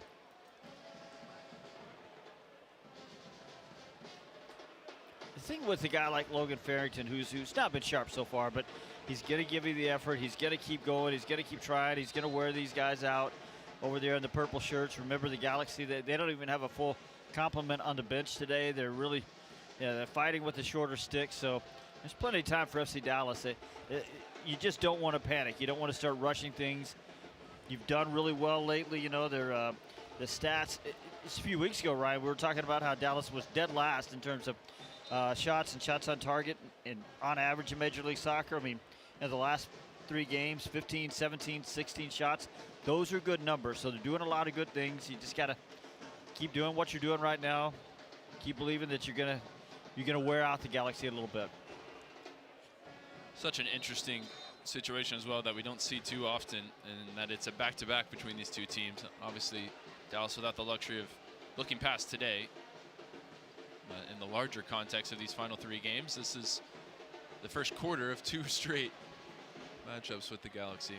Yeah, they'll get one suspended player back, and Garces, the center back, good center back. Might get an injured player or 2 back in the week to come. They will lose Joseph Paintsel, though. Maybe Peck will be available for that one to replace fellow DP. There's a ball forward into the feet of Petter Musa. Petter Musa just absolutely cleared out there by Mauricio Cuevas, who I think has to go here for me. The yellow card quickly out of the pocket, but that is a leg-breaking tackle from Cuevas. Whether he meant it or not, the replay might tell. Yeah, we got to see this again. It just looked so awkward. He just bundled into him. And Musa stayed down here, holding his right ankle. I don't think the ball was near. And the Dallas bench had the best view of it. Oh, it's just a stamp right onto the foot. And might have raked the shin guard as well on the way down. I mean, you know, definitely they're gonna look at that, and Cuevas might be in some trouble here. Maybe he's gonna get bailed out because there wasn't a lot of force in it. I don't know. I thought there was a lot of force in it. You rarely see a full cleated stamp not punished with a red card. I mean, earlier this season, RSL against Dallas had a very similar play result in a red card. You're right. I think this one was actually much worse than the one that resulted in a red card at RSL. He's coming in really fast, and that's why I said maybe there's not enough force in it. Kevin Stott is the video assistant referee. No indication And Sergei Boyko's headed to the monitor. Play on with a yellow card. That is baffling for me. Dallas can't feel sorry for themselves. Nor Petar Musa, who's back up and moving well. No, he is offside.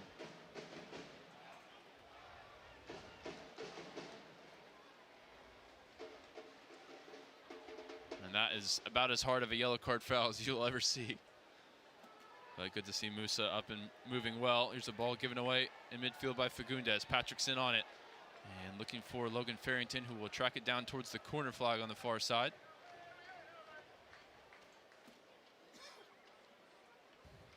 Farrington, a couple of options in support. Finds the ball ahead to Kappas. Right-footed ball bending in towards Bernie Kamungo. Nodded across. And Musa unable to finish. Now back to Musa on the turn. Musa scores! And that one levels the record. More importantly, it levels the game as Dallas fight back to make it 1-1 here in the first half. Musa, sweet feet in the box to apply the finish. Some appeals for handball from the Galaxy, so we'll have to take a look at that. But all this starts on a really nice little cross from Kappas along the right side. Bernie Kamungo flashes that ball back across the face of the goal. From there, it's just a little bit of a mess that finally finds its way into Petar Musa, and he's able to clean it up at about 3 yards out. Good job by Bernie Kamungo just to push that ball right back across the face of the goal. And there it is. Little futsal finish from Petar Musa. Quick feed and then just a toe poke. Past a couple of Galaxy defenders on the line. Nobody has scored more goals in a season for FC Dallas than Petar Musa. And now he's got 2.5 games to grab that record with both hands. And there's the confirmation of the goal by Sergei Boyko. 1-1. The early damage from Fagundez erased by Petar Musa. 18 goals on the season to join Cooper, Kreis, and Ferreira in the Dallas record books. And you're right, those are good feet in there because he's moving back away from goal. He takes a quick touch to settle the ball and then another quick touch to push it out in front of him. And I mean, it's just 1, 2, 3, and then it's in the back of the net from close range. Abubakar commits a foul on Paintsill. Will go short, back to Rindhoff for the free kick. And miscue there from Paintsill on the halfway line, gives the way to Musa. Puts the ball over the top quickly for Farrington. Wasn't quite in position to make that run in behind. That goal has brought the Dallas fans back into the game here at Toyota Stadium. 6 assists to go with his 18 goals, so 24 goal contributions from the big Croatian. That's already a team record. So you can hear the Musa chant has got going from the supporters section.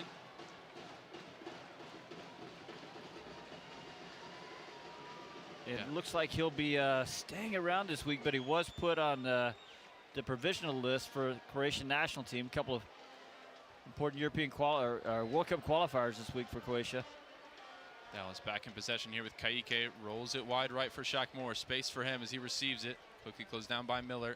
Musa goes for the 1-2. Nelson intercepts.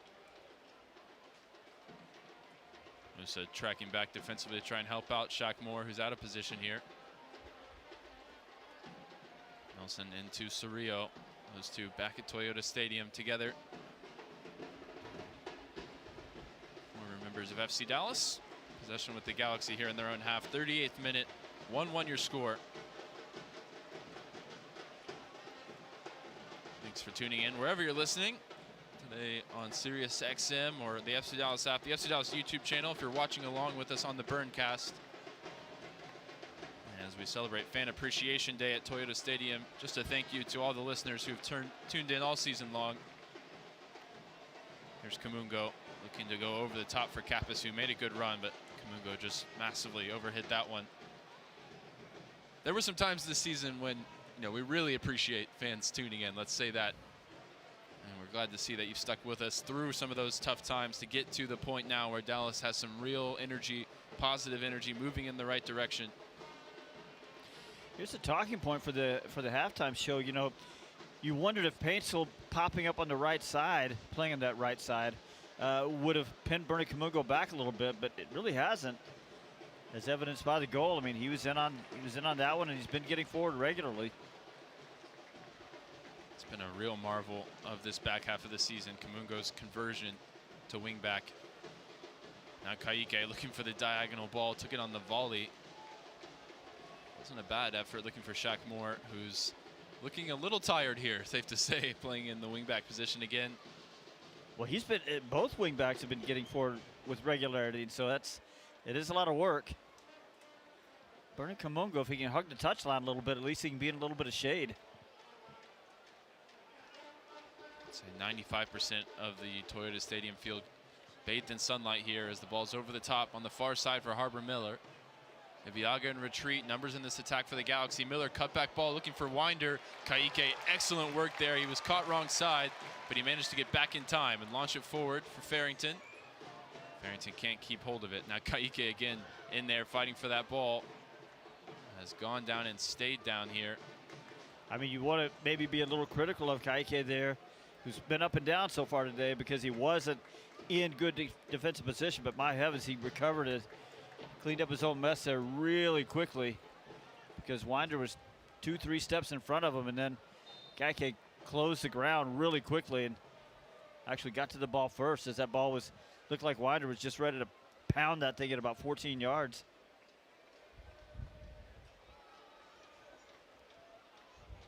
Cerrillo back to Zonka.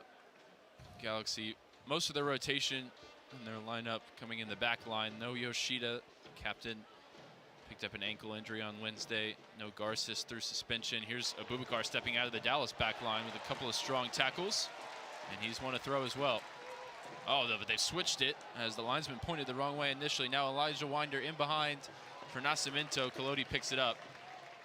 That was a really bad mistake there from the referee because Dallas switched off as they thought they had the throw in. Dallas have restored parity after the early Fagundes goal. Petter Musa on the score sheet once again. Cerrillo brings it up the right side. Turns back and finds Winder in the middle. His brother, Josh Winder, is with the US U20s alongside Nolan Norris. Huge shout out to that team, knocking off France 3-0. A couple of wins to start group stage play down in Chile. Kaike, good tackle in the midfield, and then breaks for Farrington. Three-man break here, 3-on-3 for Dallas. Petter Musa makes the run in behind. Farrington still on the dribble, and Farrington just can't connect with a teammate.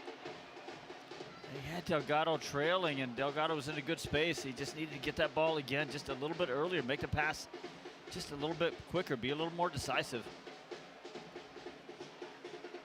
Opportunity spurned there in the 41st. You know, if you make the wrong decision, you know, it's okay, but by not deciding, you know, you just sort of squander the opportunity. And some of those miscues maybe on the mind of Farrington now starting to overthink things. There's a giveaway. Patrickson quickly onto it and dumped to the turf by John Nelson. Surprised not to see a card come out there. I am too. Seems like a pretty clear. You're cynical. It was probably smart, but you know, right now, if Boyko goes over and shows John Nelson the yellow card, he'll just hold his hand up and say, "Okay, I'll take it." Dallas have a really good record with Sergi Boyko in the middle. 4 wins and a draw in 5 games. But he's definitely erred on the lenient side. Dallas take the free kick short and quick. Kaike now bends it in behind, looking for Urquide at the back post. His shot blocked there. He's looking to retrieve the loose ball. Nascimento defending. And Urquide wins it back from him. Whips the cross in towards Marcinkowski. Cap is challenging. Marcinkowski makes a nice catch there under pressure. And Urquide, you get a nice look at a full speed. Osaze Urquide getting back in position as Paintsel goes down. Foul on the halfway line. And maybe there's one that Kaike could have been booked for.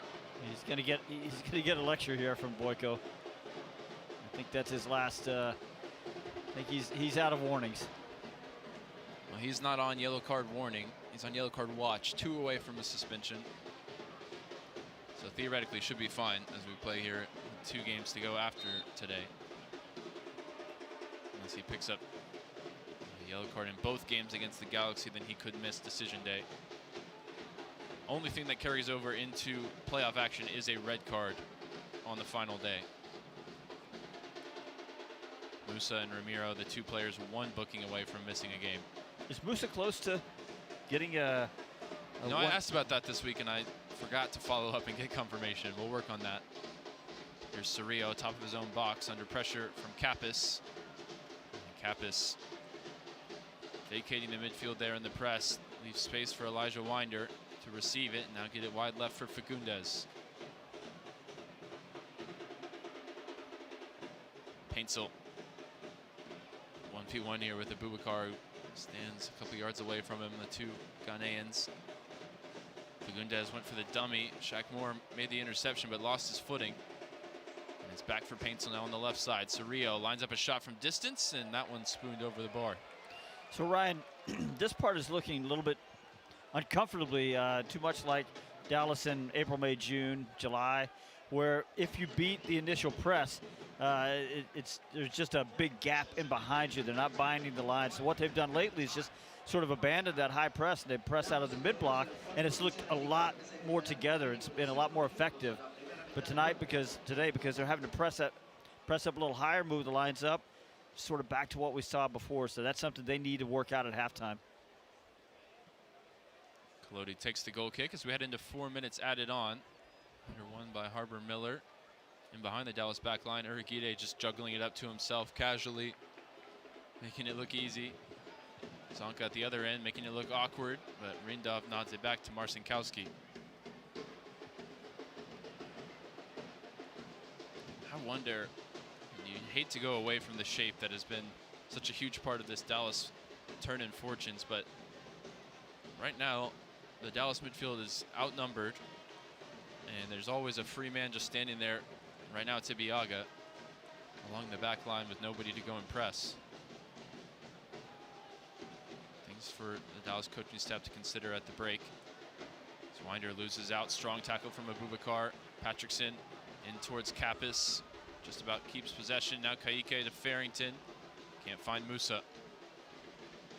I mean, besides that one adjustment, I don't really know that I see that many tactical adjustments Dallas needs to make. They just got to clean some things up. Shaq Moore driving forward along the right side, now drives outside to in. Petter Musa waits to the right of him, and Moore was tripped up a little bit, kept his feet, but ran into Zonka. I think Moore just trying to beat one too many guys there. Did a good job of sort of creating a little space on the dribble, but then he had Musa out there by himself. Nice tackle in midfield from Patrickson. Dallas wins it back here as we've played half of the 4 minutes added on. Kappas gives it away, looking for Kamungo. Paintsel goes down this time, nothing given by the referee. Kamungo drives forward, finds Patrickson in the middle. Patrickson lines up the shot from distance! Oh, top corner! Delgado puts Dallas back on top. And that one feels good. His first goal of the season. He made a habit of striking the post throughout the year. That one straight into the top corner. Well, I'll tell you what, we've seen Delgado bang the post, bang the crossbar a couple of times. You know, looking for the goal at that time. It was absolutely true. So LA does what Dallas did a while ago, just gave the shooter a little too much room, and this one comes from, what, almost 30 yards there? Right at about 30 yards. Bang into the upper left corner. Not quite up in the upper left corner, but far enough. Well, we call that the corner, loosely. It was set up by Bernie Kamungo, set up by a nice tackle from Patrickson himself, and a really good individual moment.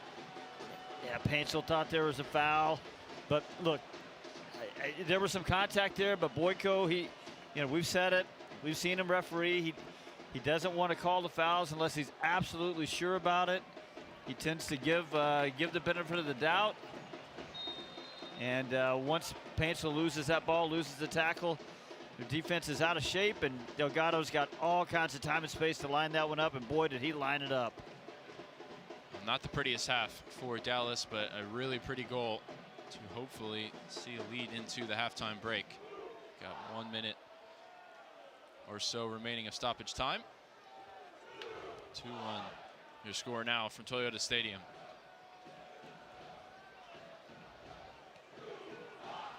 Cerrillo and Winder exchanging passes in the middle as we hit 49 on the clock. Eyes turn to the referee. We'll play a little bit longer here after the goal.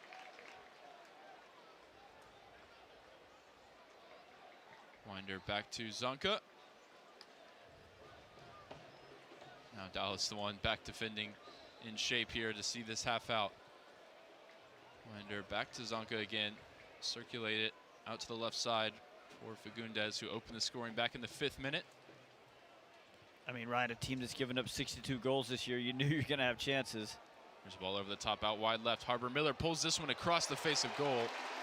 Collodi with an important intervention there, maybe his best moment of the half, right on the stroke of halftime.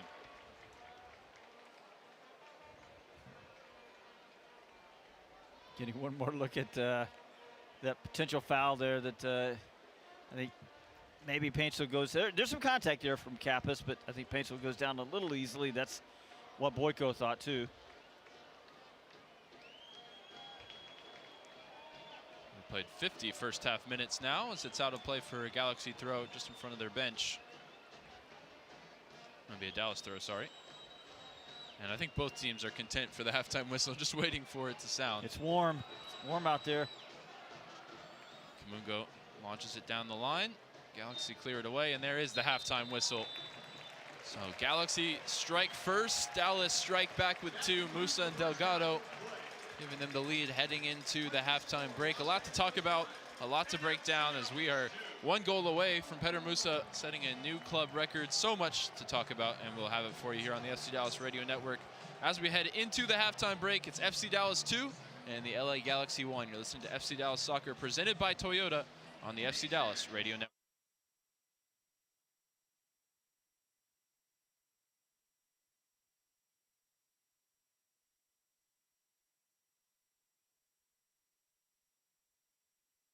So, what'd you do this weekend? Well, just took the Tacoma off-road, deep into the woods, got to this hidden campsite only it could reach. Nice. I hooked up the boat to the Tundra and hit up the lake. Towed it like a pro. Had the whole lake to ourselves. Hey, wait, did I mention I went rock climbing too? Uh-huh, yeah, thanks to the Tacoma's crawl control. Well, sounds like we both had fun weekends. Mine was better.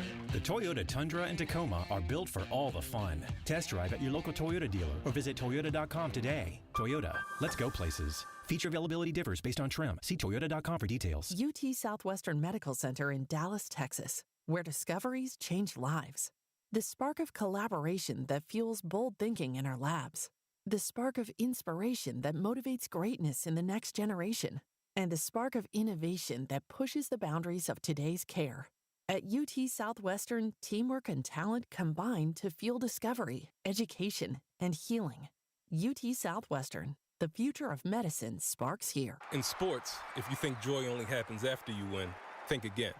Look at the world's most successful athletes like Serena Williams, Brooks Koepka, and Alex Morgan. They don't spend all their days grinding away. They take time to enjoy themselves, like getting together with friends over a Michelob Ultra, because they know that happiness is the key to winning, and that joy is the whole game, not just the end game. Michelob Ultra.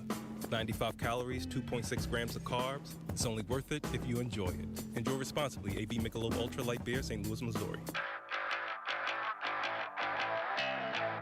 Hi everyone, it's Petar Musa and you're listening to FC Dallas Soccer on the FC Dallas app.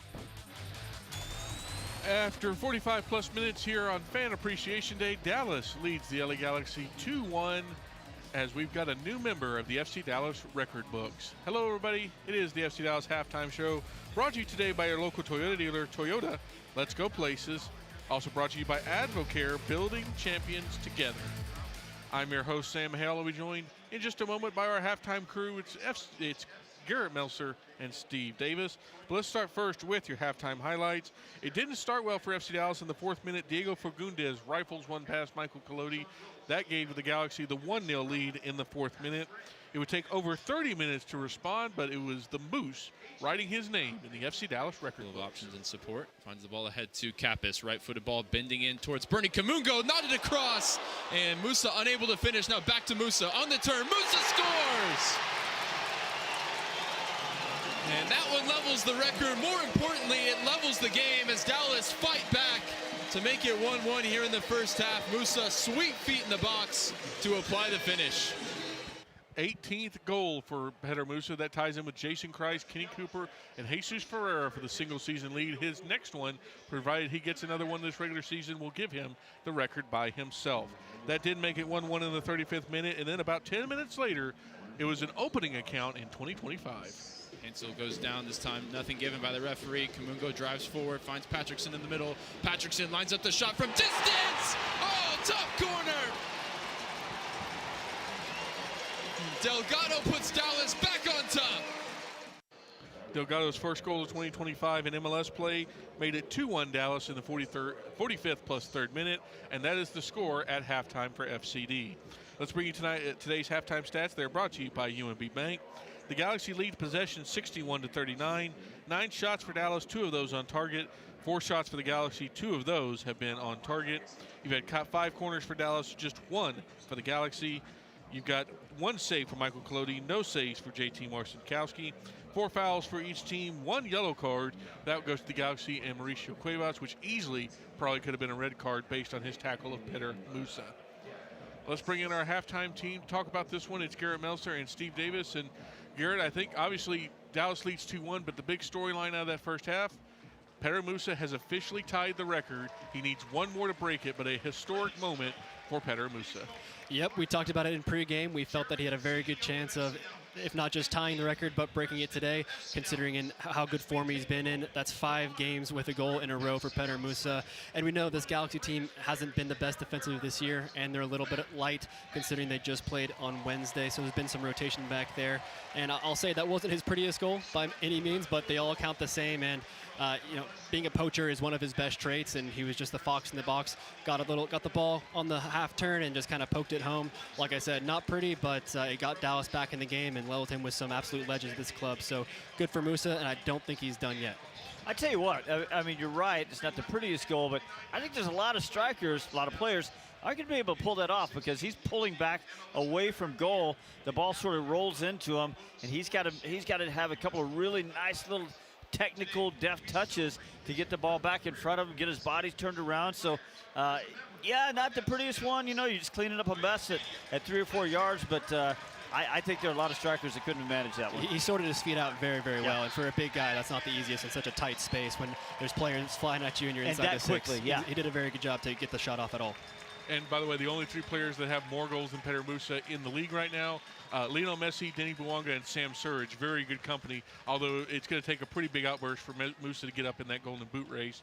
But, Steve, that goal came at a very good time because for about that first 30 to 35 minutes of the half, it looked like FC Dallas maybe had forgotten there was an afternoon game. They might have been used to those 7:30 kicks because they just looked a little out of sorts before the goal. I think they looked quite a bit out of sorts. Farrington's passing was a little bit all over the place, 7 of 13.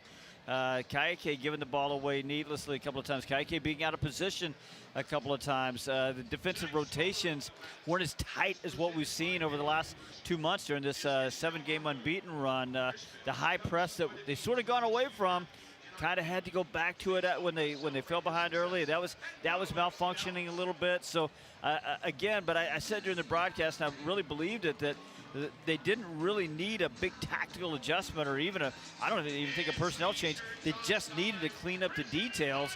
They're a little bit fortunate that they're playing the LA Galaxy and not really a more top of the table team because they could with those malfunctioning details they could be behind right now, but because it's the Galaxy and because they were doing enough good things, now they've got a lead that we can talk about. And by the way, I don't know what you guys think about this, but I really think you can get the next goal, the Galaxy will be really happy just to get home, get out of the sun, all the things we talked about. That second goal is so important because now one more, and I think the Galaxy, especially because they don't have the bench that Dallas has today. Yeah, I was super worried when that first goal went in from Fagundes to give the Galaxy the lead because we know the circumstances the Galaxy are in right now. Already eliminated, bottom of the West. They played midweek, lost a final on Wednesday. You can imagine their heads would go down quite early in this game if Dallas went ahead. When they got that goal just 5 minutes in, I thought, uh-oh, now they've got something to defend. They could maybe get their first win on the road, just to get some pride, if not, points that matter for the playoffs for them. And so that made me very, very worried. But Dallas responded pretty well. It took a little bit of time. It wasn't immediate response, but we know this team is very good at coming back from deficits. They've done it all season, probably too much for Eric Will's liking this season.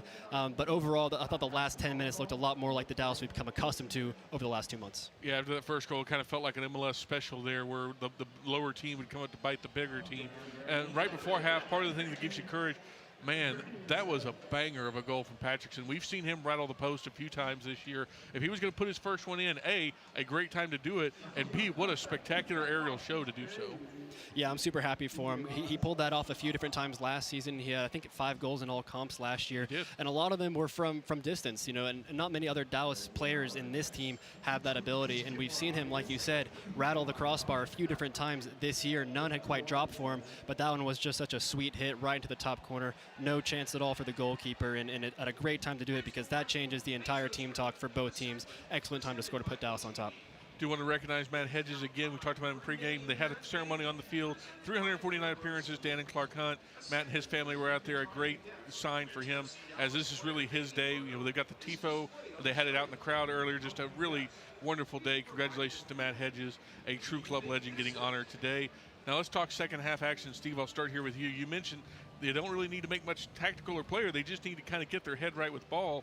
The question I offer to you is, how long do you offer them in the second half before you start to go, maybe I do need to make some sort of change? Yeah, we'll see. Now what they can do, though, they don't have to press aside. Now they can go back to the more than mid block and press out of that a little bit, which we've seen them do so effectively.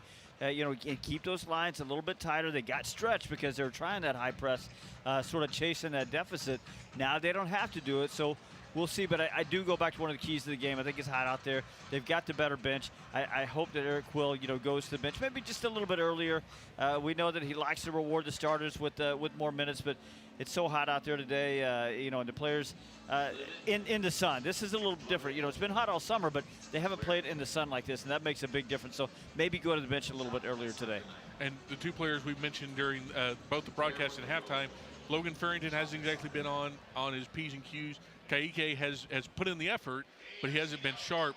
You've got options in Anderson Julio that you could probably play a little bit longer, but how long do you potentially wait to say, hey, I've got a very nice Paxton Pomacall sitting right here, but you've got to be careful about his minutes. How do you balance, specifically for Ka'ike, the need to want to get him right, but also that you've got that guy waiting in the wings? It's a great question because, you've got to be very careful with Paxton Pomacall. We saw when he played probably a little too many minutes in the Open Cup in New York, and he had to take another 2 months off after that. So you got to be very, very careful. But I do think Eric Quill wants to get him 10, 15 today.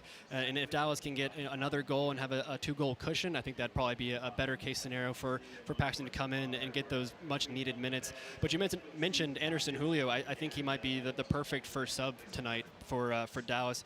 Like you said, Logan maybe not at his best right now. Anderson Julio got his first goal last week. Maybe get him off and running a little bit. And there's been a few times in that first half where Dallas had the ball in transition moments. The Galaxy midfield was kind of caught upfield, and it was basically defending with 3 back there. But Dallas doesn't really have a ton of speed in that front line right now.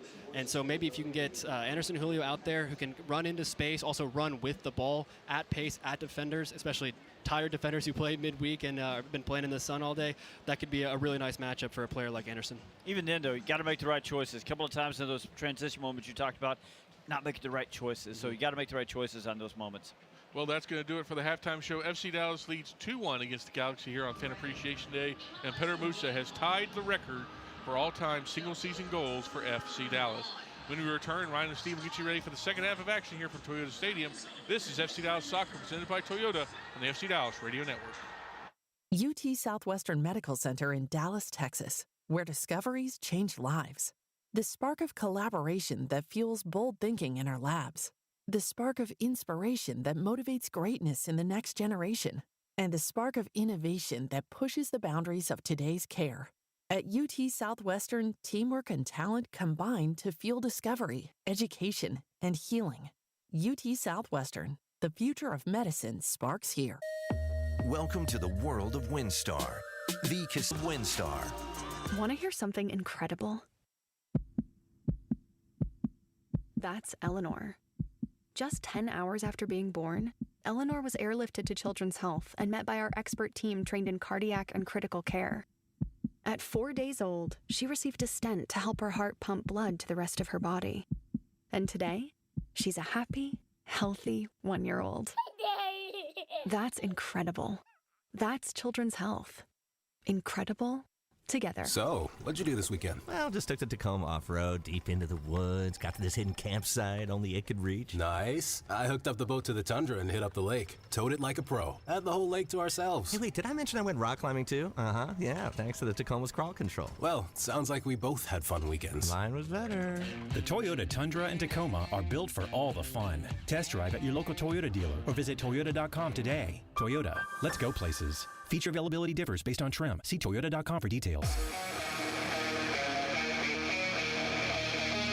Hi everyone, it's Paxton Palmacall, and you're listening to FC Dallas Soccer on the FC Dallas app. Well, we welcome you back in for the second half of action here from Toyota Stadium. Dallas halfway to taking care of business against the LA Galaxy today. A big second 45 coming up here. We heard from Paxton Palmacall introing us there. We might see him in the second half as well. We might see Petar Musa set a new all-time scoring record for FC Dallas. Steve, a lot of storylines, but ultimately, from the standpoint of the entire season and making the playoffs, it's just about getting this result over the line. And I think an early goal in the second half would go a long way to killing the game off. I mean, Petar Musa is a great subhead on this one, but the headline needs to be FC Dallas controlling their own fate. It'd be a huge 3 points. I think after that, you got 2 games left. You'd only need 3 more to maybe secure your spot in the playoffs. You don't want to miss the playoffs 2 years in a row. So, yep, the result is the thing today. Dallas in their final huddle. They're going to move from left to right towards the supporters and the National Soccer Hall of Fame in this second half. The Galaxy were out first, out quickly, and their all-purple uniforms moving from right to left as we watch on here from the booth in the second half. Galaxy making a change. Miguel Berry coming in at striker. Didn't catch who he's going out for. Yeah, Nascimento. So it's a like-for-like up front for Greg Vanny.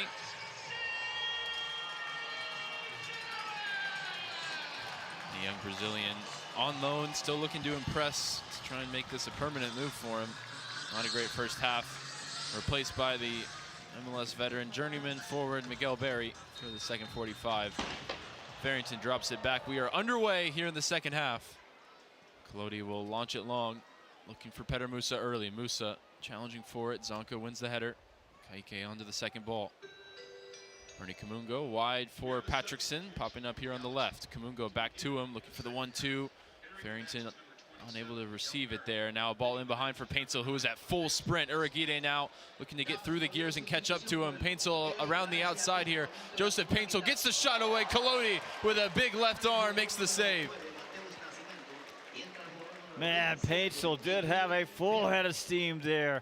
I mean, Uragide got on his horse and still couldn't quite catch him.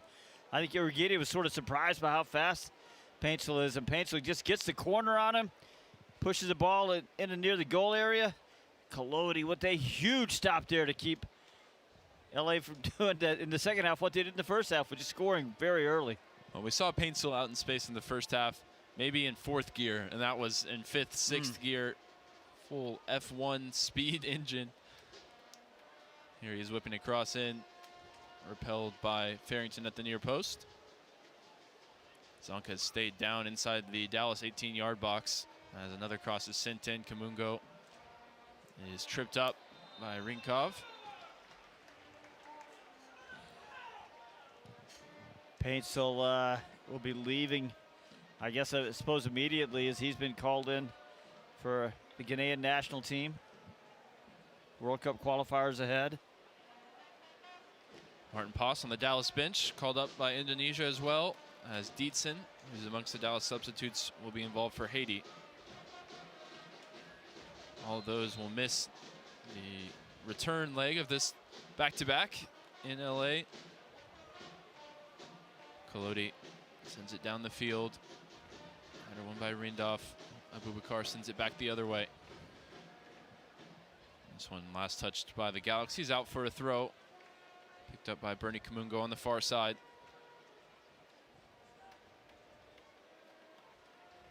Cuevas recovers possession, but Paintsel can't return it to him. Interesting stat for you that I did find preparing for this game is that Dallas is unbeaten when Petter Musa or Logan Farrington provide an assist in a game. That's across 9 games this season. What we saw in the first half, those two not quite on the same page as the offside flag goes up against Petter Musa, who got the dribbling feet back out for a nice little run. 11 out of 23 passing combined between the two Dallas forwards in the first half. And if they can get their connection back up and running here in the second half, you feel like that would be enough to see Dallas through this game. And yeah, the passing's not great, but you know, you give them a mulligan because those two have scored 16 of the team's last 26 goals. Kaike, first time ball forward into Patrickson. Patrickson back to Kappes. Kappes sliding and gets it out to Shaq Moore. All in one motion. Shaq Moore with some space here. Puts his head down, running at Harbor Miller. Kaike goes on the overlap. Kappes, a lot of room in the middle of the field. Back out to Moore. I think Shaq Moore had the early cross on there. He had Logan and Petter Musa in pretty good position. Here's the ball into the feet of Musa. Musa on the turn finds Farrington in behind. Logan Farrington rolls it past Marcinkowski, and the flag goes up. The perfect Farrington strike here, but we'll have to check it to see if it counts. I mean, he may have been offside, but what a nice turn and pass there. What a good feed by Petter Musa. Oh, he might be on, you know. Yeah, the issue there, because he's coming back, he's doing the right thing, Logan Farrington.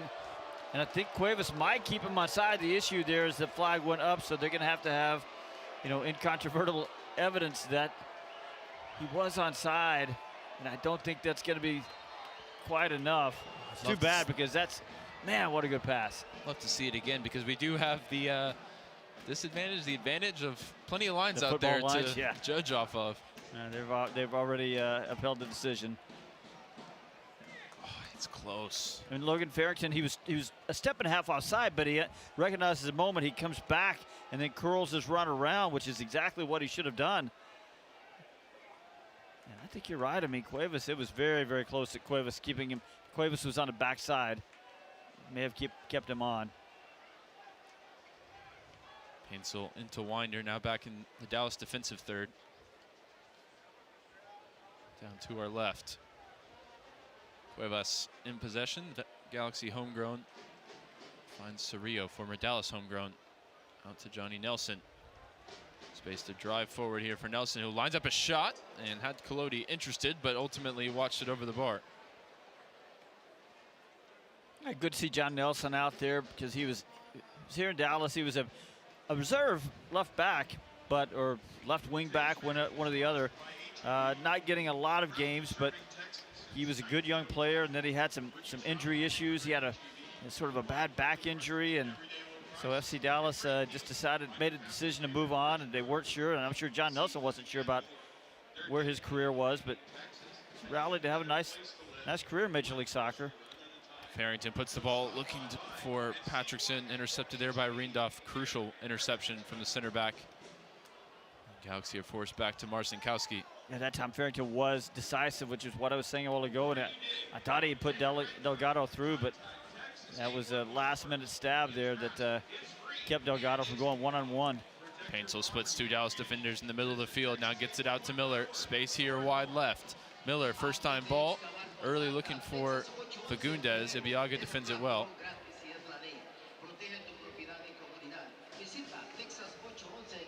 Still the smell of fireworks in the air from the ball hitting the net and Logan Farrington moments ago.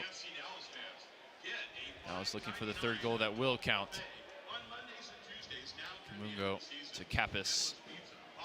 Middle of the field, Kappes with time and space. Wide left for Kamungo, picks up an assist in the first half. Second of the season. Farrington and Musa both a little upset there. That ball wasn't played in earlier. Galaxy are playing a high line, and Dallas is going to have to release those balls a little bit sooner, I think. Here's a 1-2 between Musa and Kamungo. Kamungo full stretch to try and keep this one in play. Unable to do so. It's going to be a goal kick. Talked a minute ago about how Shaq Moore, I thought he had an early cross that was on, and I think they've got to recognize the Galaxy have moved their back line up a little bit, so there's space in behind now that just wasn't there a while ago. You know, now they're chasing the game. Fagundes puts one in behind for Miguel Berry. Uriguide with a nice head start to get there first. And Collodi sends it down the field. Musa was offside. He was closest to it, so he'll leave it.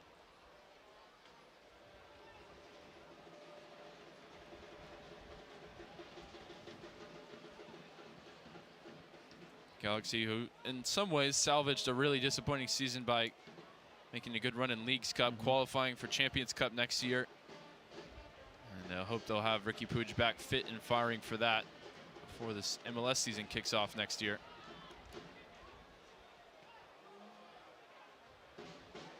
Miller on the turn, finds a way past Ibiaga, and Capis unable to stop it as well. Fagundes into the box along the left side, and a nice tackle from Uriguide took the sting out of the shot, made it comfortable for Collodi. Galaxy aren't going to go quietly today. I mean, how many messes does Uriguide clean up back there with his speed and ability to understand the moment? Again, another run by Farrington, just not rewarded against this high Galaxy back line. Well, you know Anderson Julio's watching on as well with the same idea. Patrickson wide right. Lays it back for Shaq Moore. Deflects off Harbor Miller and out for a throw.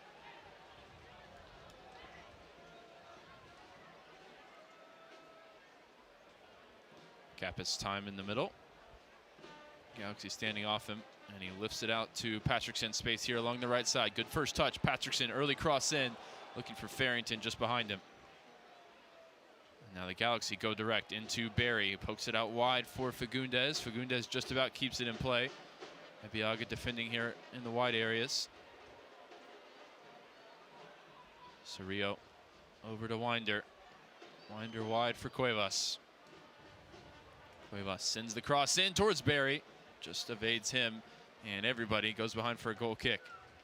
Yeah, sometimes those balls flash through there, and you wonder where the center backs are, but that time it was Uriguide and Ibiaga. They were just screening Barry off the ball and making sure that he didn't get to it. They knew that there's nobody else lurking at the back post, so good job there by FC Dallas of just making sure the one threat couldn't reach the ball.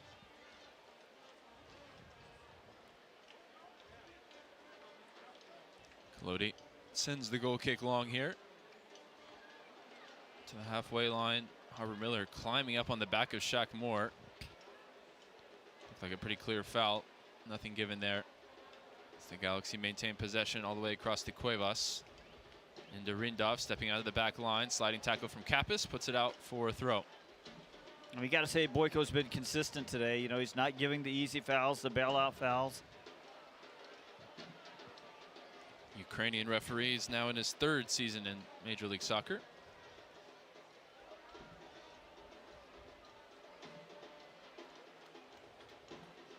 Cerrillo, middle of the field for the Galaxy. Wide here for John Nelson. Down the line, Miller.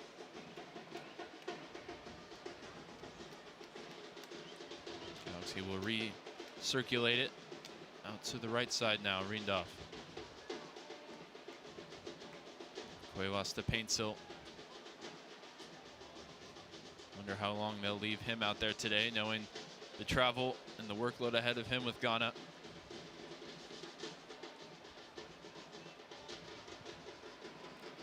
I think a third Dallas goal maybe would be the cue for the subboard to go up for him. Right now it's the Galaxy asking questions with Miguel Barry. Uriguide just winning that battle and coming away with the ball. Eventually it's Uriguide who sends it down the field. Musa locked up with Zonka. Goes over his head. Dallas with numbers in some pressing positions here as they force it back to Marcinkowski.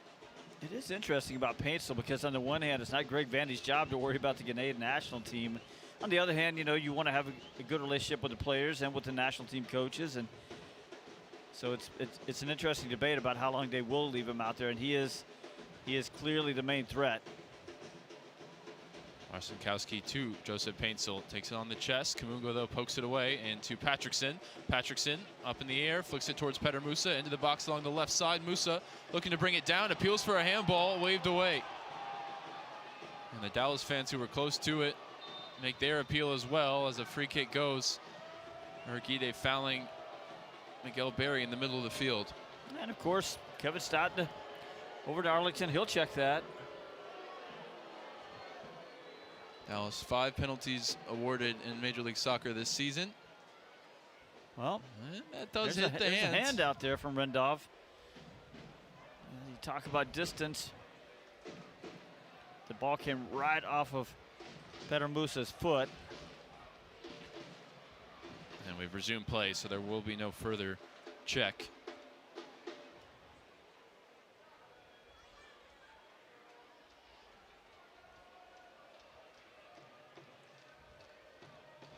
Galaxy move it across the back line here. Cuevas to Paintsill.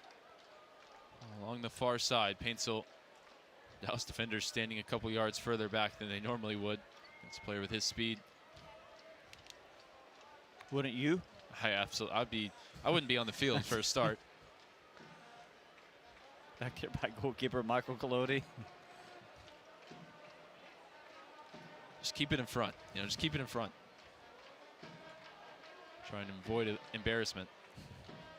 Galaxy knocking it across the back line here, across the halfway line. Fagundez has dropped in deep to receive it. Miller back to Fagundez, who's the deepest player for the Galaxy. Now turns and finds Zonka.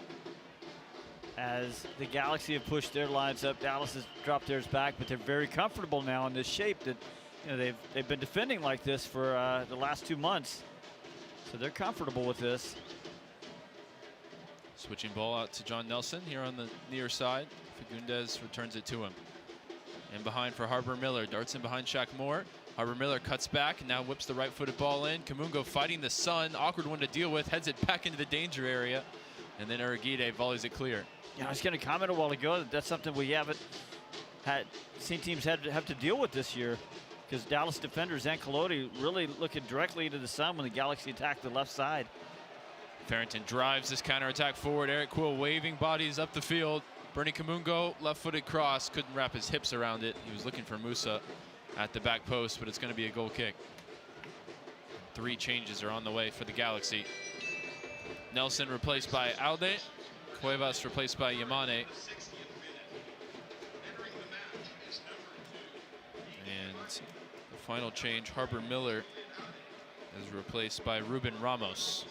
So the starting fullbacks for most of the season are back in for the Galaxy, and then the young forward Ruben Ramos, 18 years old. And Mickey Yamane at right back, 1 goal, 5 assists this year. He's one of the better right backs in Major League Soccer. We saw it last year, maybe more so than this year. Alongside Yoshida, the 2 Japanese internationals. Having Ricky Puig on the field helps everybody, doesn't it? I think we can retroactively award him at least an honorary MVP for the 2025 season. Seeing how it's looked without him, as Barry hacking Bernard Kamungo to the floor. Taken quickly by Petar Musa. Farrington darting from outside to in here off the left side. Kapis got caught up under his feet. Ball breaks back for Ibiaga, looking for the switching ball. Intercepted by Yamane. Goes all the way back through to Michael Collodi as we've played an hour.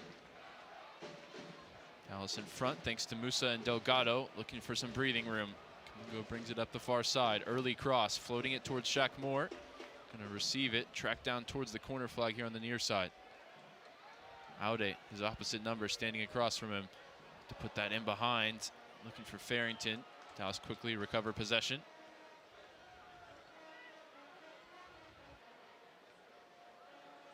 Kaike in the middle. Out to Petar Musa. Petar Musa through the lines. Nobody made the same run as the pass intended. Possession turns over. Quickly fired by Marcinkowski out to Fagundez, who's going to put it in behind for the speed of Paintsill. Collodi way out off his line, judged it well, and made that contact to send it way up into the tarped off stands on the far side. It's really good reading and aggressive goalkeeping there by Michael Collodi.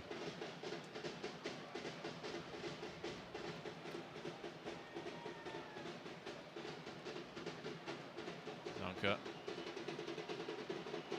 rolls it out to Yamane. Winder back to Yamane, moving infield. Barry sets it back for Winder. Return to Yamane, top of the box. Important intervention there from Kaike. And then Uragide rolls it out to Kamungo. Quickly put under pressure by Paintsill and just puts him in the spin cycle. Now Bernard Kamungo making the dart in behind. Patrickson just doesn't return it to him. And then is tripped up by Rindov. But the referee didn't see it that way. He calls a foul on Patrickson for the handball as he fell on top of the ball. I mean, look, it's easy to see from up here, but one more time, the Galaxy, their line's up high. Bernie Kamungo's making the right run, and Delgado just, he doesn't see it or just decides not to make the pass. I don't know. Definitely leaving chances on the table right now as Kamungo slowly jogs back into position. Yeah, he's looking a little tired, isn't he? The like for like left back is Nolan Norris. He's away with the U20 World Cup. Winder receives it near the corner flag and wins a corner from Abubakar. But here's the thing, Ryan. You know, we're an hour plus into this match. It's out in the sun. It's hot. The Galaxy have put in 4 fresh players. Dallas, you have to go to the bench. Substitutes warming up down to our right. They're warm. I don't have to ask them. Fagundez to Paintsill on the short corner. Low cross swung in. And the offside flag goes up against Joseph Paintsill.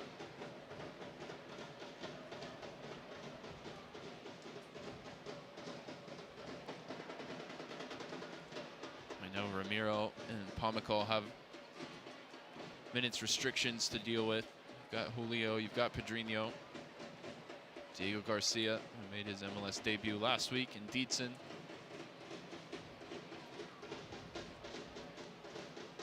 If you want defensive changes, you've got Alvaro and Josh Torquato. Colodi sends it down the field, climbing up on the back, very obviously there. Rindov up against Musa. Referee's content to allow that. Possession stays with Dallas, all the way back to Colodi. It would be a nice night to have a nice day to have Sebastian Lletget available off the bench, just to help you shore up a little more possession, but he's just not available today. Arguide back to Colodi, quickly closed down by Fagundez. He sends it long off the left foot. And I am with you, Steve, and I think Eric Quill is now on the same accord that Dallas just looking a little leggy right now, needing changes, and Pedrinho and Julio have been called over.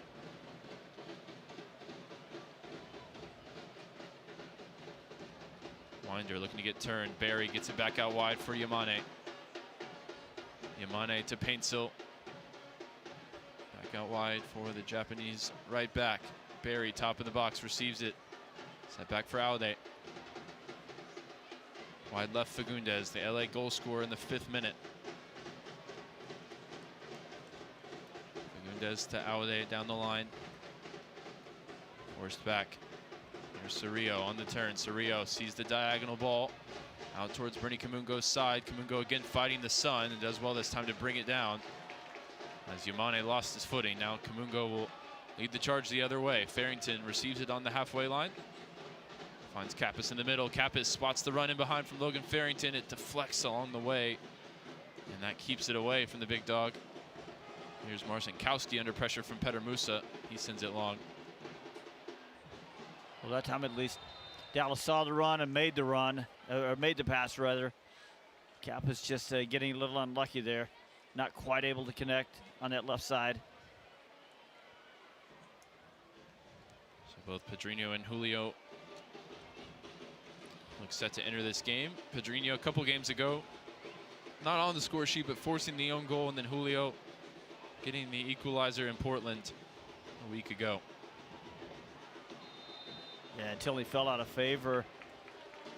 I think Pedrinho was doing a good job of bringing something in those appearances off the bench, so he's going to get another chance to do it today.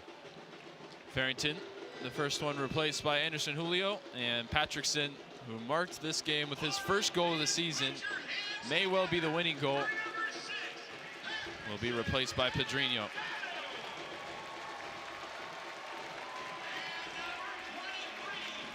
These are both attack-minded players, but you know, LA has the ball a lot right now. They have got to mind their defensive responsibilities. Julio leads the current Dallas roster, well, now tied with Petr Musa actually, with 2 goals against the Galaxy in his career.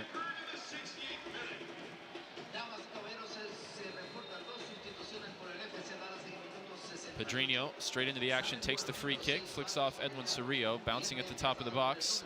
Ibiaga Goes for the volley back into the middle. Abubakar, low cross sent in. Couldn't find a teammate. And then Kappas fouled there by Ramos. Referee took some time to think about it, but now a free kick coming, and this one just about in shooting range. I think it is. I don't know where Boyko's going because he's about 4 steps back behind where the foul actually happened, I thought. Well, let me amend my previous statement. Patrickson with his goal today now has 2 goals against the Galaxy, as does Petar Musa, as does Bernard Kamungo, along with Anderson Julio.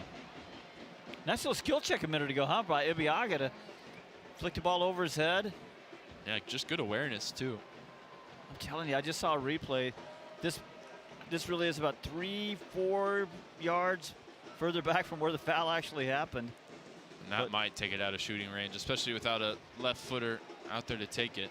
And it's Pedrinho over it. It's still somewhat shooting range. Kappas is your only left-footed player. He's joined Pedrinho with some instructions from the bench as well. 3-man wall for the Galaxy.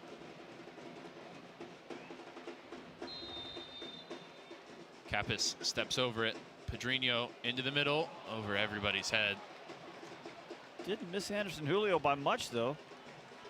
If that's Petar Musa making that run. Oh, it's Logan Farrington or before Farrington. the change, yeah. Decent look there for Pedrinho as the 2 subs looking to combine. We've got 21 minutes plus stoppage time to play. That might have been the best dead ball that Dallas has hit today, honestly. Aude receives it on this near side. Now into Cerrillo. Time in midfield for him.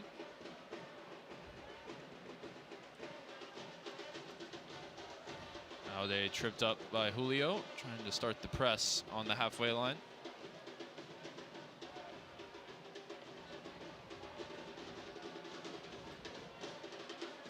And then Cerrillo gets it back from Riendorf here in the middle.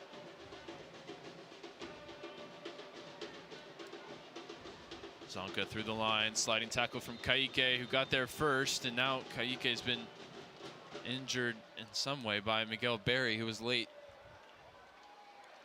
I tell you what, Ryan, his right leg.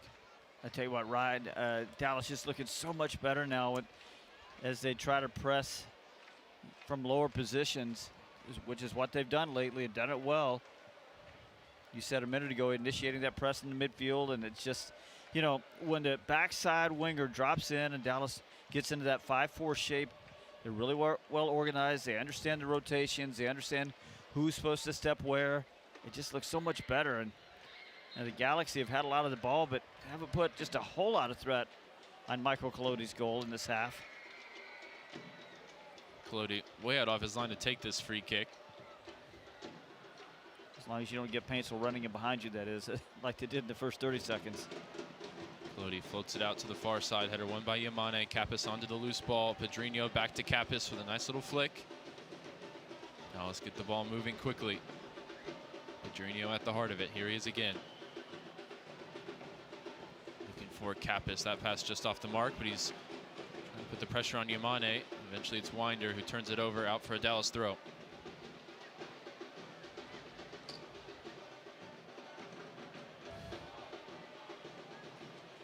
Kayike bends this one out wide for Shaq Moore. Receives it with Aude close attention. Moore back to Ibeagha. Paintsel now on the left side. Here's a nice ball between the lines for Anderson Julio. Couldn't combine with Pedrinho there. Dallas again quicker into the press with those fresh legs. Kayike puts it out for a throw. Yeah, Dallas with a really good counter-pressing moment there. Nice entry ball from Ibeagha a minute ago. That captain's armband has some juice to it, because we saw Ramiro's form really turn in a positive direction once he started to wear it. Ibeagha, the third player in line, wearing it today with Paz and Ramiro both on the bench. Kappas, middle of the field, on the turn. Kappas through the lines, finds Shaq Moore. Moore out to Kayike. Julio waits wide right. Musa waits at the back post. Anderson Julio thought about crossing, instead chops back. Finds Ibeagha again. All ahead to Kayike. Overhit the pass looking for Julio. Kayike, 19 years old. You know, you're gonna expect some inconsistencies, and He's had good and bad moments today. Zonka just rolls it through the 2 Dallas forwards and finds Winder. Now the Galaxy out and running out the other side. Yamane brings it forward, puts the ball in behind for Barry. Barry up against Uragide. Uragide just does what he does. Just shields it out for a goal kick. I mean, it looks momentarily like, Uragide is on the wrong side. Barry's found just a little pocket of space. He's got a little room to run into, and then it just disappears. It just evaporates. Uragide just completely eats up the space and gets his body in the right place. And once he's there in position, you're just not going to win the physical battle. I don't think I've ever seen a player so good at that specific skill at any level. And it comes up, 3, 4, 5 times a game.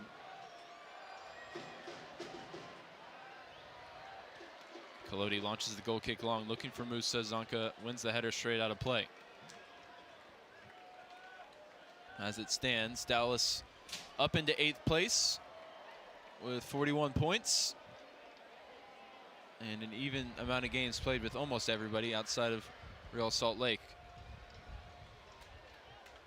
Anderson Julio looking to find Petar Musa. Wins the throw here in the attacking third. Dallas playing underneath the shadow of the Rhine here, the fan section. Good voice today. Love to see the Matt Hedges tifo re-emerge. Really cool moment as Dallas honor their club legend, retiring with a 1-day contract. Forever a Dallas player. Dallas, we're 30 minutes into this half. Dallas only with 1 shot in the half. Just haven't been able to execute in the final third so far. Throw in taken towards Pedrinho, but it's Musa who gets a touch to it. 1-2 frees up Shaq Moore along the right side, and that's going to be a corner kick. As Aude made the block, and he paid the price for it as well. He stayed down. Shaq Moore had no intention of crossing that ball. He was just trying to knock the ball off of Aude, which is exactly what he did. And the follow through might have gotten Aude a little bit.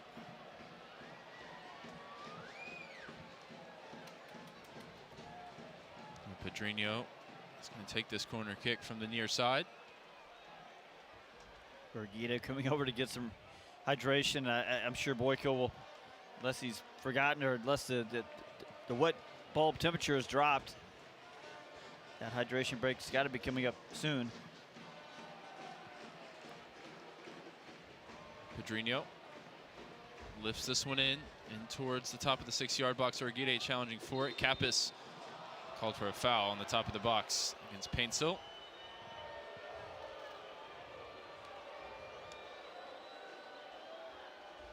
That's a good point. I think we're probably beyond when you would have taken the water break. Would be right about here, wouldn't it? 30 minutes in, but maybe the temperature has dropped enough.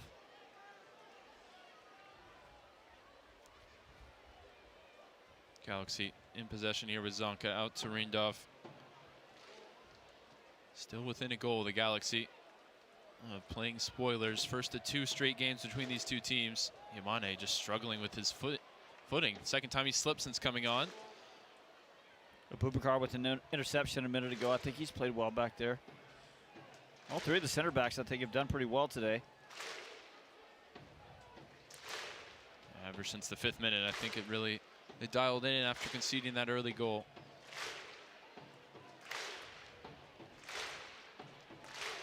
Fagundes out to Aude here on the near side. Aude turns down the opportunity to cross. Now finds Cerrillo in a central position. Cerrillo looking for the ball in behind, and ends up comfortable for Michael Kolodi. Well, this is when I see Eric Quill looking down to the bench, or looking down to the warm-up area. You do wonder about, Paxton Pomykal and Ramiro. You hear coaches talk about how injured players, it's tough to bring them back in a game where it's tight. There's something on the line because they're going to fight hard, and that just increases the possibility of re-injury. If it's more comfortable, somebody's 2 goals ahead, either way, changes it. Kaike switching ball out to Shaq Moore. First touch pops up on him. Now he brings the second touch inside. Kappas, middle of the field, lifts it out to Anderson Julio here, wide right, takes it down off the chest, in behind for Shaq Moore towards the byline. Shaq Moore just about able to keep it in play. No, it'll be a goal kick. As Moore is helped to his feet by the Dallas substitutes warming up. He's out of the play here. Julio covering for him as the Galaxy go quick. Yeah, wouldn't hate to see a like-for-like Ramiro in at wing back to try and see this game out. Or Ramiro maybe in for Kaike. Fagundez loses out. Julio, nice defensive work there. And he'll send it ahead towards Petar Musa. Pass, can't find the Croatian. Yeah, you got to connect with that first pass out of the back.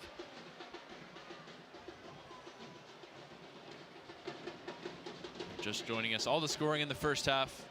Fagundez in the 5th minute. Musa and Delgado gave Dallas the lead going into the break as we play here in the 79th minute. Paintsel looking to restore parity. Cerrillo top of the box finds Aude. Now wide again for Fagundez. Fagundez whips it in off the right foot into the danger area. Ramos challenging for it. Breaks back out for Paintsel. Paintsel lifts into the box. Set back now for Edwin Cerrillo. And the shot is blocked and spins out for a corner. All that happening. I mean, Colodi just really having to fight that sun. Looking directly into it right now. Galaxy about to make their 5th and final change.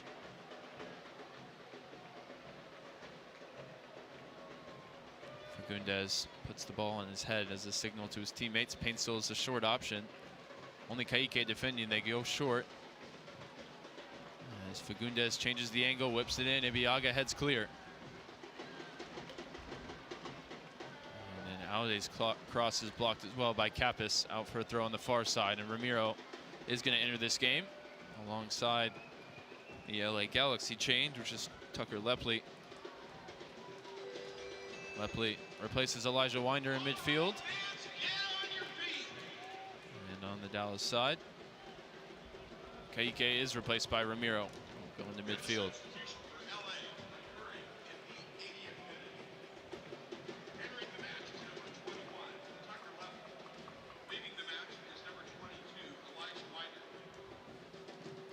So if Paxton Pomykal is going to get some minutes tonight, there's only one more window to do it. And that might complicate things just a little bit.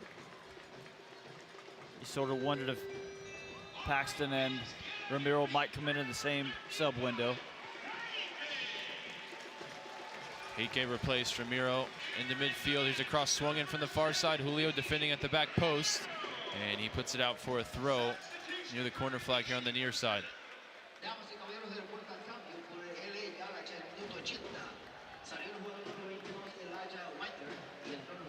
An opportunity on the counter for Dallas to kill this game off. Paintsel looking for the equalizer, wrong side of Ibiaga. Cut back ball looking for Barry, just evades the Galaxy striker, and Kappas sends it clear. And the pressure ramping up. Here's Pedrinho retrieving the loose ball, finds Petar Musa. Dallas finally with some possession. Kappas back out to Petar Musa off the left. He's going to do what he set out to do and break that single season goal scoring record here at home in front of the fans. He's got 9 minutes plus stoppage time to do it. Colodi sends it long. FCD just hasn't been able to put together really that many scoring chances. No balls into the final third. Possession here with the Galaxy into the Dallas half. Fagundez to Aude. Musa closes down Aude and just robs him of possession and then puts it to the legs of the recently introduced substitute there, Lepley. And possession turns over. Fagundez now. Fagundez to Barry. Barry heavy first touch, and he just bowls into Christian Kappas to commit the foul.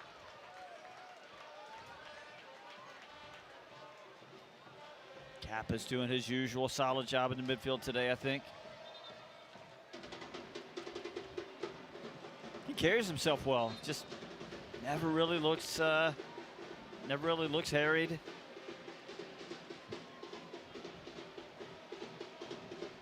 Colodi sending the team up the field here, 82.5 on the clock.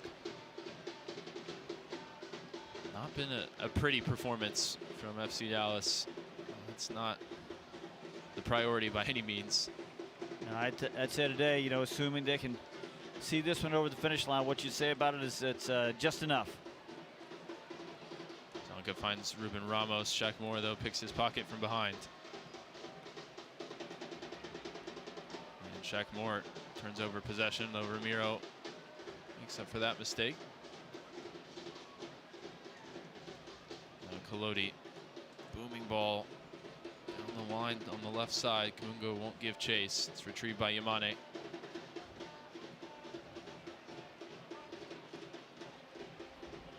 Zonka put under pressure here by Pedrinho. Pedrinho's picked his pocket. Julio in the attack alongside him. Pedrinho holding off Fagundes now as well. Slips past Zonka once again. In behind Petar Musa along the right side. Petar Musa goes for the chip. And he's stonewalled by Marcinkowski. He'll keep it in play here. Finds Ramiro. Ramiro, a lot of space to whip this ball in towards Kamungo. Everybody fighting the sunshine. And eventually the Galaxy worked this one clear. Yamane with the clearance. Dallas finally carving out a couple little chances there. Pedrinho looks like he's going to be the man to do it if Dallas finds the third goal. Out to Julio off the left. Julio looking for a lane to shoot. Julio weaving through defenders. Try to take on one too many, and the Galaxy's clearance is deflected out for their own throw-in along the far side. Hey, you thought Pedrinho had tried to beat one too many a while ago, but finds a way to turn it into something. Anderson Julio just couldn't quite do the same.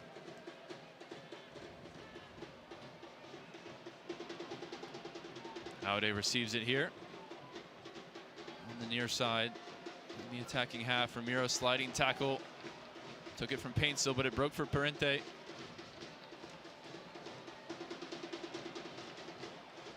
Pedrinho holding off his man. Pedrinho fouled by Edwin Cerrillo.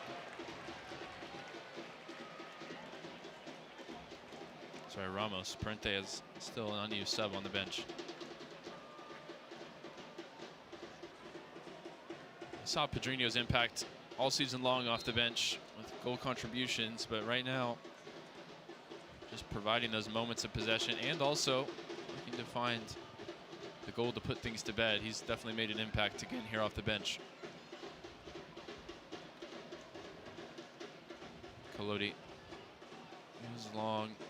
He's just been unable to connect with a teammate here in the second half with these long balls. I think Pedrinho's next step, next progression is, yeah, he's given him something off the bench today, but what does he do to bring others into the play? What does he do to connect and combine just a little bit more? Creating on your own is good, but what else can you diversify it a little bit more? Galaxy in possession here in the Dallas half. Lepley into Paintsill. Paintsill fouled. It's a clumsy foul from Anderson Julio. We're going to give the Galaxy a chance to set something up here. Fagundes goes quickly, swings it out to the right side for Yamane. Dallas and switched on defensively as Yamane sends a left-footed ball in. Colodi comes out, gets something on it. Eventually Ramiro sends it straight up in the air, still not cleared. Paintsill on it inside the 18. Paintsill past Julio, set back for Miguel Berry. A couple of Dallas players throwing bodies in the way, and eventually they work it clear. That's Kappas and Urguide doing a great job there. And now the counter may be on. Pedrinho to Kamungo, back out wide left for Kamungo. Julio waits on the opposite side. Pedrinho sends the low ball in, looking for Anderson Julio, a la their connection in Cincinnati earlier this season, but this time it's intercepted. Now Pedrinho himself trying to track down Fagundes to make up for the mistake, but it's Paintsill in open space here on the near side. Sees two Dallas defenders looking to cut inside onto his right foot. Back heel into Berry. Berry back to Paintsill, top of the box, bending shot, easy for Colodi. And Colodi rolls it out quickly to Ramiro. See if the Dallas team is interested in a counterattack here in the 87th minute. It's out to Kamungo. 3 in the attack right now for Dallas. Kamungo against Rindolph. Back to Ramiro. Everybody tired. That was a very slow developing counterattack, wasn't it? Ramiro and Kappas exchange passes in midfield. Switching ball from Ramiro, not sure came off how he wanted. Now Pedrinho receives it, looks to put it in behind for Julio, easily picked off by Aude. And now Dallas caught with numbers up the field again. Here's Lepli driving at the Dallas back line. Lepli runs into Abubakar, but still with the Galaxy. Here's Ramos to Lepli. Tucker Lepli from distance, shot blocked by Barry. Thought it came off his arm as well. We play on. Galaxy still putting the pressure on. Aude to Fagundes. Wide. Julian Aude down the line for Paintsel. Kappas the one defending here. Back to Aude inside the 18. Cross is blocked. Out for a corner kick. That attempted ball a minute ago from Pedrinho. There just wasn't the time to do that. Fagundes to Paintsel after the short corner. They back to Joseph Paintsel, bending ball in, and Collodi makes the catch. Still staring right into that sun. Collodi got caught up in traffic a minute ago, getting aggressive, but clearly it's not going to affect him.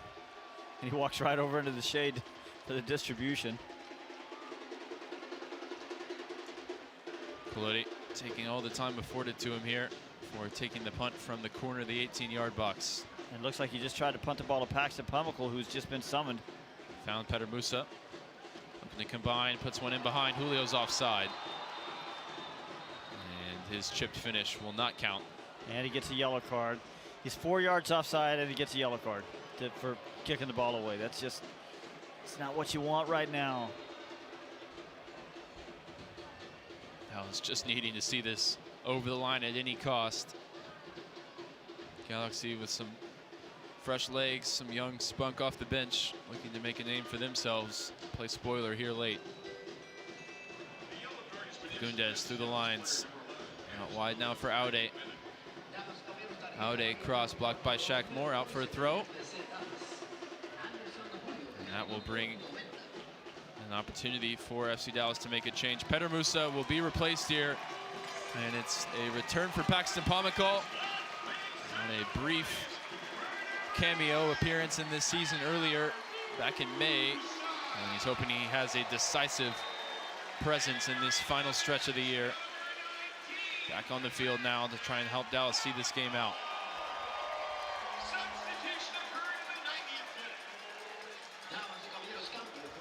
And Musa, who tied the record today, won't break it here at Toyota Stadium. We'll have to wait for a week or two, but he didn't pick up a yellow card, so he will be eligible to face LA again in a week's time. Boyko being kind to Dallas, only 3 minutes of added time. We've already played 40 seconds. Galaxy with Yamane and Cerrillo on the far side. Cross to Fagundes. Pumical out to close down. Cerrillo finds Lepli through the lines. Kamungo quickly closes him down. Then Pedrinho wins it back. And Ramiro has time in the middle. Bernie Kamungo looks exhausted. And Dallas really without a forward up top right now, but they're going to counter anyways through Pedrinho and Julio. Pedrinho taking his time on the ball.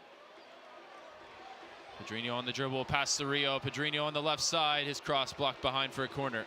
Pedrinho, Shaq Moore has every reason to be upset. I mean, he's making another lung-busting run. He's wide open, back post. Pedrinho just decides to dribble to take it on his own. Shaq Moore just dropped to his knees and as if begging Pedrinho to go back in time and make the right choice, make the pass. Sergi Boyko making sure Dallas take this restart in some matter of hurry. It's Pumical to shield it. Pumical goes down. One of the foul instead gets called for a handball. Pumical, who is amongst the leaders in Dallas history in terms of fouls drawn per game. Couldn't convince the referee that time. Final minute of stoppage time here.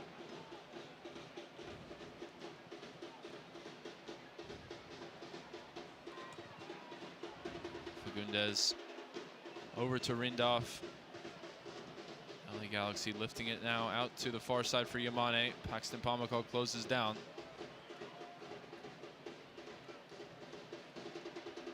Barry and Abubakar both with a fistful of jersey, and now Pamako does win a free kick. And that might just about do it.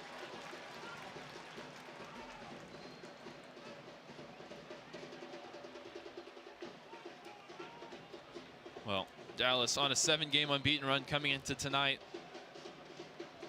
And you'd say most of those 7 games a little prettier than it was today, even against the last place team in the West.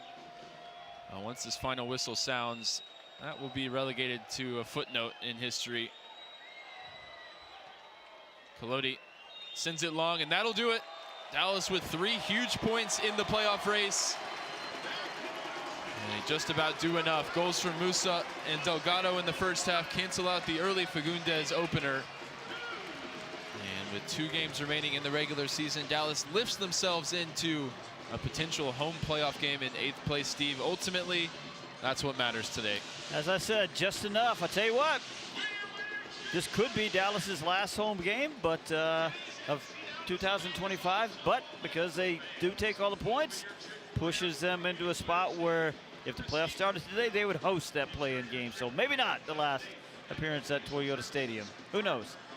Well, we'll hope to see them again, maybe later on in the month, but a game against LA on the road and then Vancouver to close out the regular season. Those points will be paramount, but first and foremost, they walk away with 3 points here at Toyota Stadium today. Thank you for joining us throughout the match. Post-game coverage is coming up next. This one ends FC Dallas 2, LA Galaxy 1. Listen to FC Dallas Soccer presented by Toyota on the FC Dallas Radio Network. So, what'd you do this weekend? Well, just took the Tacoma off-road, deep into the woods, got to this hidden campsite only it could reach. Nice. I hooked up the boat to the Tundra and hit up the lake. Towed it like a pro. Had the whole lake to ourselves. Hey, wait, did I mention I went rock climbing too? Uh-huh, yeah, thanks to the Tacoma's crawl control. Well, sounds like we both had fun weekends. Mine was better.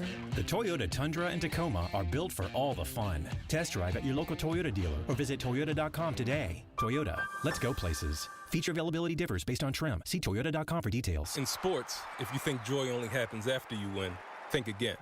Look at the world's most successful athletes like Serena Williams, Brooks Koepka, and Alex Morgan. They don't spend all their days grinding away. They take time to enjoy themselves, like getting together with friends over a Michelob Ultra, because they know that happiness is the key to winning, and that joy is the whole game, not just the end game. Michelob Ultra.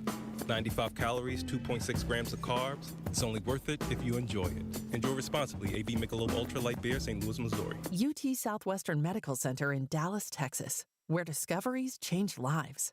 The spark of collaboration that fuels bold thinking in our labs. The spark of inspiration that motivates greatness in the next generation. And the spark of innovation that pushes the boundaries of today's care. At UT Southwestern, teamwork and talent combine to fuel discovery, education, and healing. UT Southwestern, the future of medicine sparks here.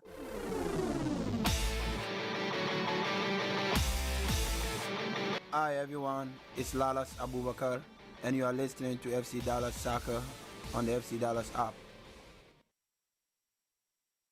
FC Dallas closes out 2025 at Toyota Stadium in the regular season on a positive note, winning 2-1 against the LA Galaxy as their playoff hopes are alive and well.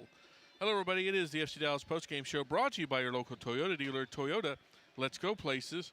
Also brought to you by UMB Bank. See how UMB can help you achieve your business goals. I'm your host, Sam Hale. I'll be joined in just a moment by the voices of today's victory, Ryan Figert and Steve Davis.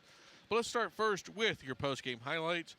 It didn't start well for Dallas. Diego Fagundes in the 4th minute. Rockets won past Michael Kolodi after he was left unmarked in the box. That made it 1-0 Galaxy in the 4th minute. But then 30 minutes later, it was the Moose tying the record. Couple of options in support. Finds the ball ahead to Kappas. Right-footed ball bending in towards Bernie Kamungo. Knotted across. And Musa unable to finish. Now back to Musa on the turn. Musa scores! And that one levels the record. More importantly, it levels the game as Dallas fight back to make it 1-1 here in the first half. Musa, sweet feet in the box to apply the finish. Goal number 18 for the Moose. That ties in with Kenny Cooper, Jason Kreis, and Jesus Ferreira for the single-season lead with 2 games to go. That made the score 1-1 in the 35th minute. And then 10 minutes later, it was Patrickson Delgado opening his account. Hensel goes down this time, nothing given by the referee. Kamungo drives forward, finds Patrickson in the middle. Patrickson lines up the shot from distance! Oh, top corner! Delgado puts Dallas back on top. An absolute scorcher for Patrickson, his first goal of 2025. That made it 2-1 Dallas in the waning moments of injury time in the first half, and that is where it finished up as FC Dallas plays 45-plus minutes in the second half, keeping LA Galaxy off the scoreboard. Let's bring you the post-game stats, which today are brought to you by UMB Bank. Possession battle goes the way of LA 60-40. Each team has 11 shots. Each team has 4 shots on goal. Dallas gets 7 corners, only 5 for the Galaxy. 3 saves today for Michael Collodi, 2 saves for JT Marcinkowski, 10 fouls for Dallas, 12 fouls for the Galaxy, 1 yellow card apiece, Mauricio Cuevas for the Galaxy, and Anderson Julio for FCD. As we bring in the voices of today's victory, it's Ryan Figert, it's Steve Davis. And Ryan, mission was simple today. Get 3 points. Doesn't matter how they looked. It doesn't matter where they came from. You just needed them. As they finish out 2025 at Toyota Stadium, they walk out with their 6th home win.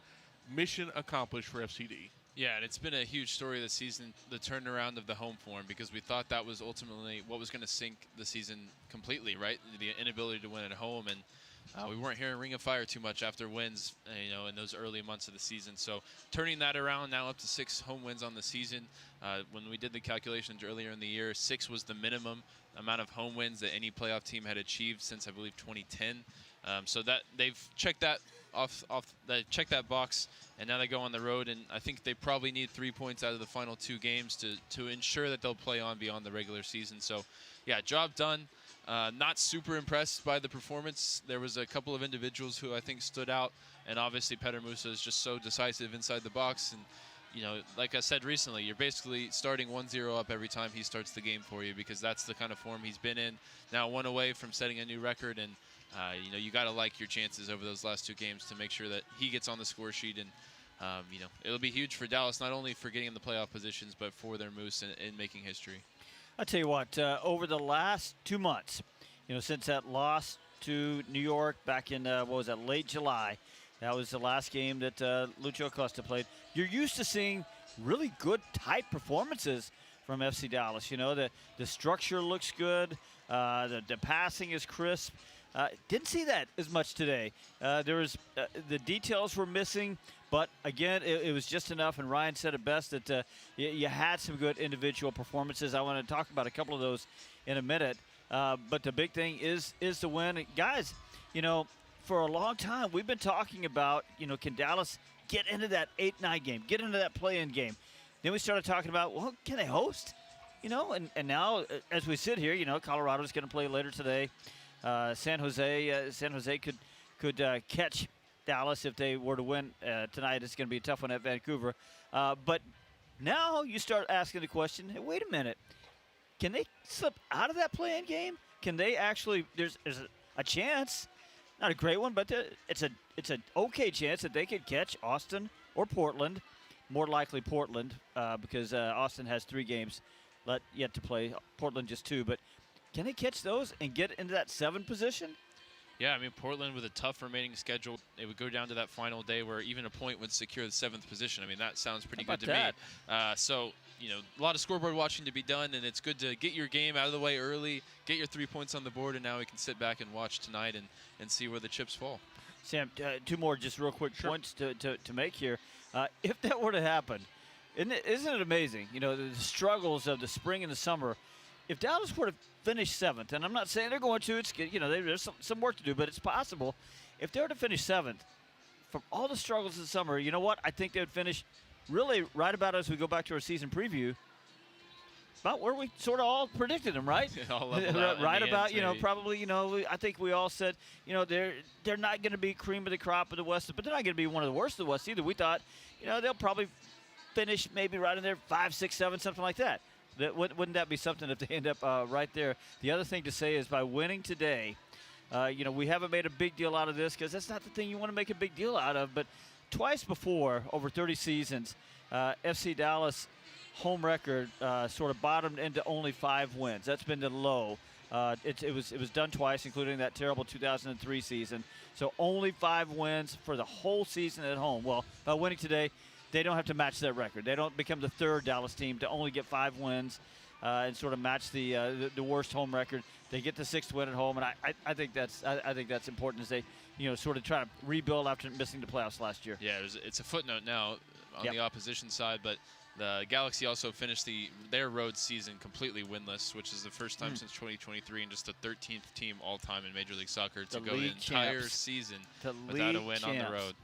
Incredible. And I don't mind seeing them again next week, especially without Paintsel, who was the one real spark for them in the attack today. He'll be away on international duty, so that's a big break. Maybe they'll have Gabriel Peck back, who can do some of those same things, but it's a good name to have on your schedule coming up when you need 3 more points. Yeah, and who knows about Marco Royce? I suspect we won't see him, but I have no idea about what his physical condition is. He was officially listed as questionable for today. And it's not like the Galaxy have been great at home. They've only got 5 wins this year at home too, so they were kind of in the same position of FC Dallas, except their road form nowhere near as good as Dallas's. And one thing on the team form today, because I think everyone has said the correct things here. This was not Dallas's best performance. But it actually is, at least for me, a little encouraging that they still won, because this feels like a game, especially early in the season, where they looked a little sluggish early on. They give up the early goal in the 4th minute to Facundez. This felt like one that, especially we know in MLS, these weird results happen down the stretch. So for Dallas to come in and not be at their best and still get 2 goals, still get your 3 points, you're not going to go back and look at this as a shining beacon of soccer. But they only ask you to win, and that's what they did. And I think it is at least important to note this is something that the team needed to do, and despite not being in their best form, they went out and did it. Yeah, you're right. And one point to make here is something that they didn't have earlier this year, as they might not have won a game like this, something they didn't have, Christian Kappas. Yeah. And I thought he was really good today. 4 chances created. He was 30 of 35 on his passing. I think he had some important tackles. He just always looks really composed in what he's doing. And I don't know that he's going to get man of the match on a day when it was Patrickson that ended up getting the hat. It could have been either one of those guys, either one of the goal scorers. But Kappas did get an assist on that first goal as he contributed. The other guy, though, to talk about, I thought was really good, was Bernie Kamungo. Remember, Kamungo was one that played that nice ball across that sort of created the mess that Petar Musa ended up cleaning up. But Bernie Kamungo, high in duels won, high among both teams today with 7, 28 of 32 on his passing. That's very good. 2 of 3 on his dribbles. We talked about how a couple of times he took on Cuevas in the corner one-on-one and got a cross out of it. I thought Bernie was really good today. Yeah. He exhausted himself too. No, the numbers definitely bear that out. And just what a presence on the left side that Dallas, we didn't know, when they made the switch to this shape, it was sort of okay. Or even further back, when they let Marco Farfan go to Tigres mid-season, say, okay, well, give the keys to Nolan, give the keys to Josh, these young left backs that have been getting some appearances in the first half of the season. And then you make the shape change, and Eric Quill spots Bernie Kamungo as a real potential left wing-back candidate, and he's just proved him right again and again and grown into this position. I think this is better, all around than we've ever seen him, even when he was at his best form, when he broke onto the scene back in 2023, scoring goals in Leagues Cup and in all those moments. I think he's putting together much more complete games now, switched on defensively, good stamina up and down the field. He's giving you everything that you can ask for as a wingback. Fatmob had him listed as the statistical man of the match today, and I think that's a fair case to be made as well, that he just was tireless. He dealt with Paintsel when he popped up on the right side, and really strong in the duels. I mean, just a little bit of everything for Bernard Kamungo, and he and Kappas have been, quintessential in this turnaround, and they showed it again with some good individual performances today. Yeah, I think if I was, I think there's a fair amount of players you could look at for man of the match today. The one I've got written down, even though he struggled a little bit early, I think another strong Osaze Urugide game today too. He lost the one duel we saw very notably, because it rarely happens. Yep, it stands out when he loses them. It really does. But then he comes back, and we see him put out about 3 or 4 different fires when Dallas's defense broke down in the first and the second half. So I think, we talk about the consistency from Kamungo. Osaze is the same thing. When you put his name on the team sheet, you're going to get full-on effort. You're going to get about, a good amount of duels won. And you're going to have about 3-4 moments where, hey, even if your defense falters, don't worry, he'll be there on the double because he is a true superhero back there. Yeah, how about Lalas Abubakar as well? That was a tough assignment for him to draw coming back into the lineup. Dallas being a little careful with Ramiro, who's dealing with some injury concerns, so he gets the draw of going up against his fellow countrymen there, the Ghanaian Joseph Paintsel, who's up there with the fastest players in the entire league. I mean, we saw him on that sprint to start the second half. I don't think I've seen anybody run faster than that at Toyota Stadium, and we have Anderson Julio on the team as well, who can get up to some of those top speeds. But Paintsel, for me, acceleration and top speed, he's got it all. So just a tough matchup to draw, and I don't think they expected Paintsel to set up on the right side. That's where he started the game and was 1v1 with Abubakar, who I think got the better of that battle, all things considered. And at the end of the day, he stood up tall, and good performance from him coming in for a spot start. I tell you what, somebody needs to ask Osaze during the week about that 1 foot race that he lost against Paintsel. I think he just underestimated how fast Paintsel was. Osaze, I think if he had gotten up to top gear, he would have at least matched the speed. Well, he's so used to just easily waltzing past everybody. That's exactly right. He's used to being able to just put the clutch in when he has to, and not until. And in that one, I think he got into third gear, thought it would be enough, and then by the time he recognized, oh no, this guy's fast, he couldn't quite make up all the ground. It was kind of funny, actually. Yeah, because there's rare is the time when you're going to see a guy just flying that fast. I mean, yeah, Anderson Julio might be the closest competition and I think Painsel's probably a good bit faster than him. As far as other guys that had a good game, before we talk about the substitutes, because there's one specific I want to mention. I mean, we have to talk about Petar Musa as well. Again, not his best game overall, but he does tie the record at 18. He opens the scoring on a bit of a chaos goal, but hey, they all count the same when they go in the net. But we also know he's got that in his bag. In addition to all the other things, he can make something out of absolutely nothing. And that ball just kind of got whipped in there. It bounced around like a pinball, and all of a sudden it comes to his feet. He puts it in, and lo and behold, he's now in the record books. Yeah, I mean, from a team build-up, sure, maybe you take away from it a little bit because of the ping-pong element of it inside the box. But individually, I mean, the quality that he showed on that is – for a player standing at 6'3", he's listed 6'3", could even be taller than that. To show the dexterity, the quick feet in the box, 3 touches. He knew immediately when the ball broke back to him after that first chance. He knew immediately what he wanted to do. Chop with 1, cut back, swivel the hips around, and get the shot on target with the toe poke. I mean, 3 touches within the space of 2 steps. Just incredible footwork. I talked about on the broadcast how it was sort of a futsal finish where he just rolled it back to himself, toe poke through the traffic, and get it on target. Really, really great work on the goal. Really weird second half for him, though, for me. I mean, he had 1 opportunity off some good work from Pedrinho, but sort of hand in hand with Dallas struggling to create much in the attack. He was very, he was a passenger in the second half, which we don't say that very often about him. And it wasn't that the effort wasn't there. They weren't finding him in good positions. He wasn't winning the aerial duels. Him and Michael Collodi weren't on the same page with where the long ball was being launched. So maybe the worst half of soccer in a long time for Petar Musa in the second half. Thankfully, he made up for it with a great goal in the first half, and he writes his name into history books alongside those Dallas legends in Ferreira, Kreis, and Cooper. So I don't think the second half will be one that we will look back on very fondly for Petar Musa in this game, but I'm not concerned going into LA. I think he's going to have another goal for him next week as well. So a couple other things to comment on the goal. One of the things that makes Christian Kappa so effective is his timing of arrival into the penalty area, and that's exactly what he did. He's sort of hovering around the edges of the penalty area as Bernie Kamungo flashes that ball back across. He makes a quick little sprint, and that's where he picks up the ball and pushes it. I don't know if he was really meaning to do that. I think he was just moving so fast, but again, it's that arrival, and he just pushes the ball right into Petar Musa. And I tell you what, guys, I'm looking at it a couple more times here. That is an athletic goal there by Petar Musa, because as he drifts back, as you just said, Ryan, back out of goal, he's got those really quick feet, but then the ball is at a place that's sort of in front of him, but not in a great place, and he just has to sort of, as he's falling down, whoop his leg out and almost poke it, from there. But on the spin, I mean, that's a really athletic moment from him. So, again, it's not the prettiest one. I mean, you'd love to, I don't know, a diving header or a banger a big from volley 25 yards. Something we got like that later. We can talk about that in a second. Right, exactly. But it's an important goal, and it's a really well taken goal, I think, for his club record tying effort. And who in the world is going to bet against him on this scoring streak. Who's going to bet against him to break the record now? It's going to be me, I can tell you that much. One thing on Musa, and I was looking at this, especially late in the second half. Obviously, he ends up coming off very late. They bring on Paxton Pomykal. It did feel like he was starting to get a little bit tired near the end, and I'm a little surprised he didn't come off a little earlier, only because Dallas was up 2-1. They were in pretty full control at that point. And, this is not criticizing his fitness. The man is in great shape, and it's just this was kind of a tough match because the temperature was a little bit hotter at kickoff than we expected. It was in the 90s. You play that saps your energy. Dallas was defending a lot at times too. We know defending is a little bit harder than attacking.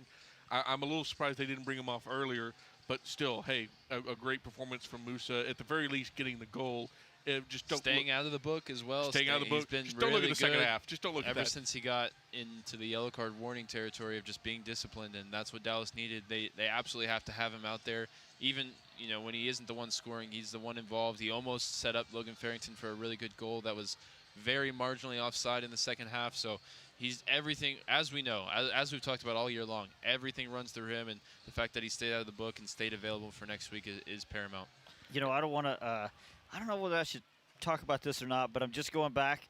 I've kept my notes, through the years. I'm just going back to the 2022 season. Jesus Ferreira, do you know when he got his 18th goal?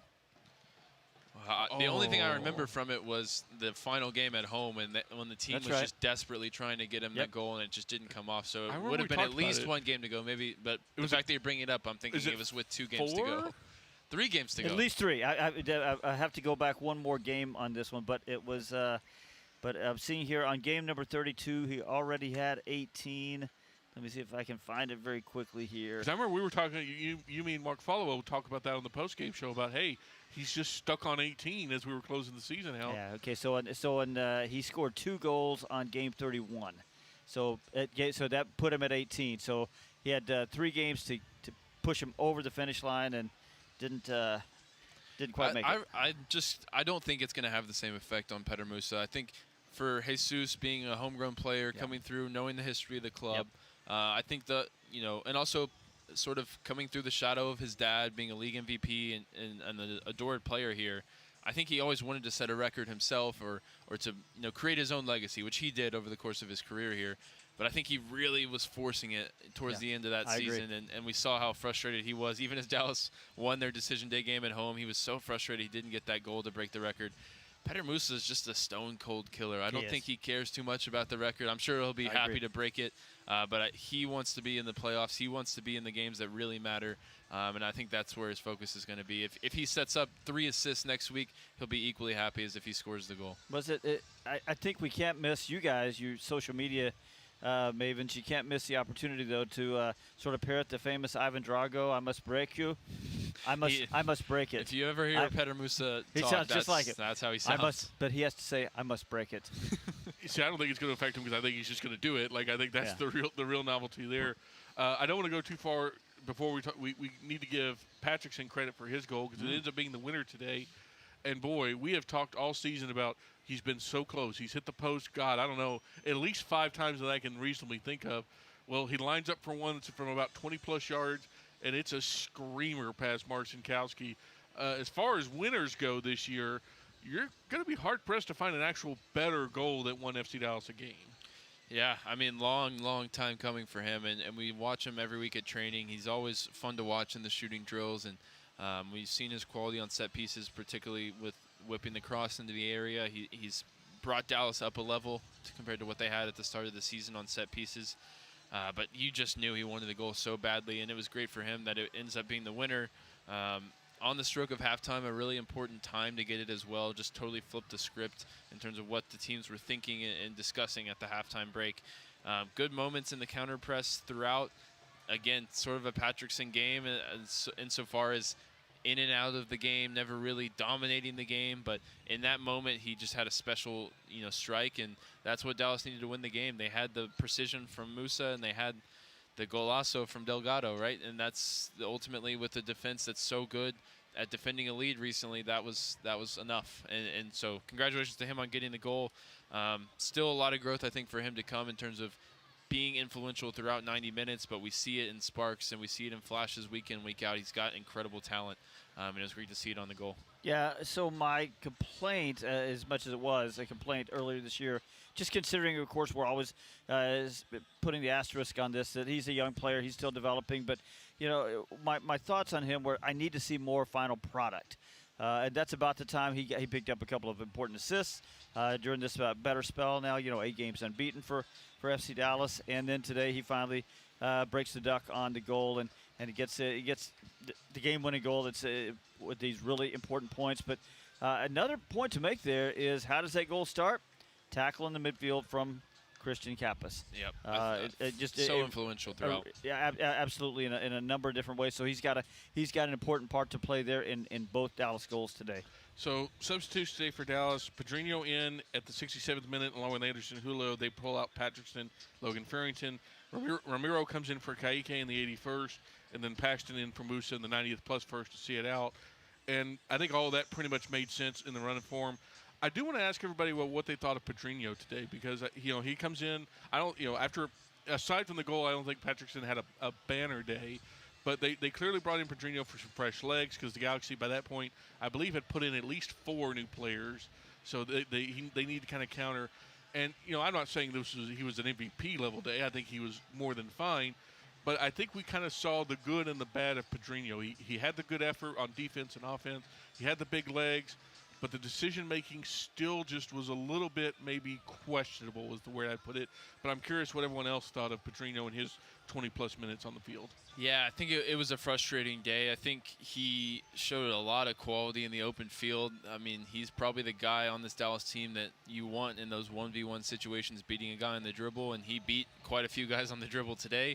But ultimately, a couple of really head-scratching moments, and it invited counterattacks the other way. Now, I think the development that we've seen from him this season is he was the first one to sprint back and try and make up for the mistake. Earlier in the season, he was doing some of the same things. Now, I think today maybe he had a few more of those giveaways and bad mistakes than usual. But when he would make that mistake, he would join in with other players and not tracking back. And I think he's eliminated that from his game, which is good to see. But yeah, today he wasn't the only one as well to make bad decisions in the final third. Logan Farrington had a really frustrating day where he just couldn't connect with anybody. It was weird to see just him be so far off the same page as his teammates. Although he did, put the ball in the net and was very close to scoring a goal, and maybe we think about things differently if that one counted. But yeah, for me, Pedrinho showing that he's also a young player. He's a player that likes to do a little showmanship, and if you're up 3-1, it feels a lot better than if you're up 2-1 defending a lead. So it's maybe just about knowing when to do it for him, and I don't think that he has raised his stock in Eric Quill's standings with some of his decision-making today.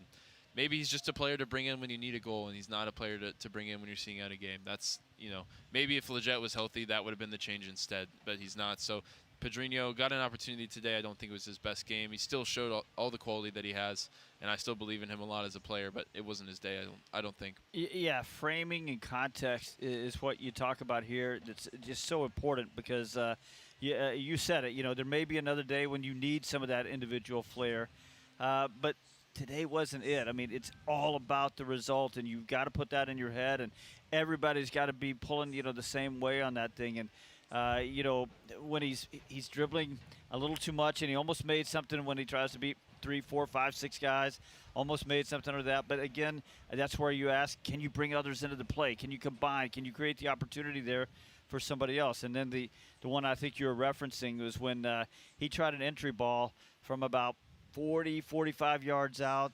His players were He tried to recreate his exact goal, or his exact assist to Julio's goal in Cincinnati. That's right. It was the exact same setup. Yes, Defense was in retreat. He went for a low ball across the ground when you'd expect a ball in the air. And in Cincinnati, it worked brilliantly. It looked beautiful, one of the best assists of the entire season. But he just left it a little bit short, and it was easily picked off. And now with the Galaxy go the other way on the counterattack. So, again, just knowing when to try it. In Cincinnati, they needed a goal, right? They were chasing the game, and they needed him to try something like that, pull something special out of the hat like that. Today, they maybe needed him to just play simple and maybe take it to the corner even late in the game. And so, yeah, I think that there's development for him in terms of when to take those risks, and we'll see that. I think Eric will definitely have a word with him in that regard. Well, the thing is, though, I mean, he's had words. That's true. At times this year. You know what? This is when coaches really start to dial in Who can I trust? Who do in I the trust? Game? Yeah. That's exactly right. Who do I trust? And that's going to stick. Those a couple of moments like that are going to stick with Eric Quill. And the next time he looks down there and decides who to bring in, he's going to think about that. Before we get too much further, I just want to say something real quick. Sure. The last on Fan Appreciation Day, everybody stuck around on the field and signed autographs, talked to fans. Last players just cleared the field. No surprise here. The guy that had to be pulled away from everybody was Lalas Abubakar, who's such a nice fellow. Actually, and then I was going to say he was the last one in. Kaike also had to sort of be, hey, you done enough. Come on, let's get in here. But I was going to say they're the last one off, but actually Colodi was out there as well, sort of in the tunnel, still signing autographs. So he was actually the last one off. So sorry to interrupt. No. It's full march to that. I love to see that.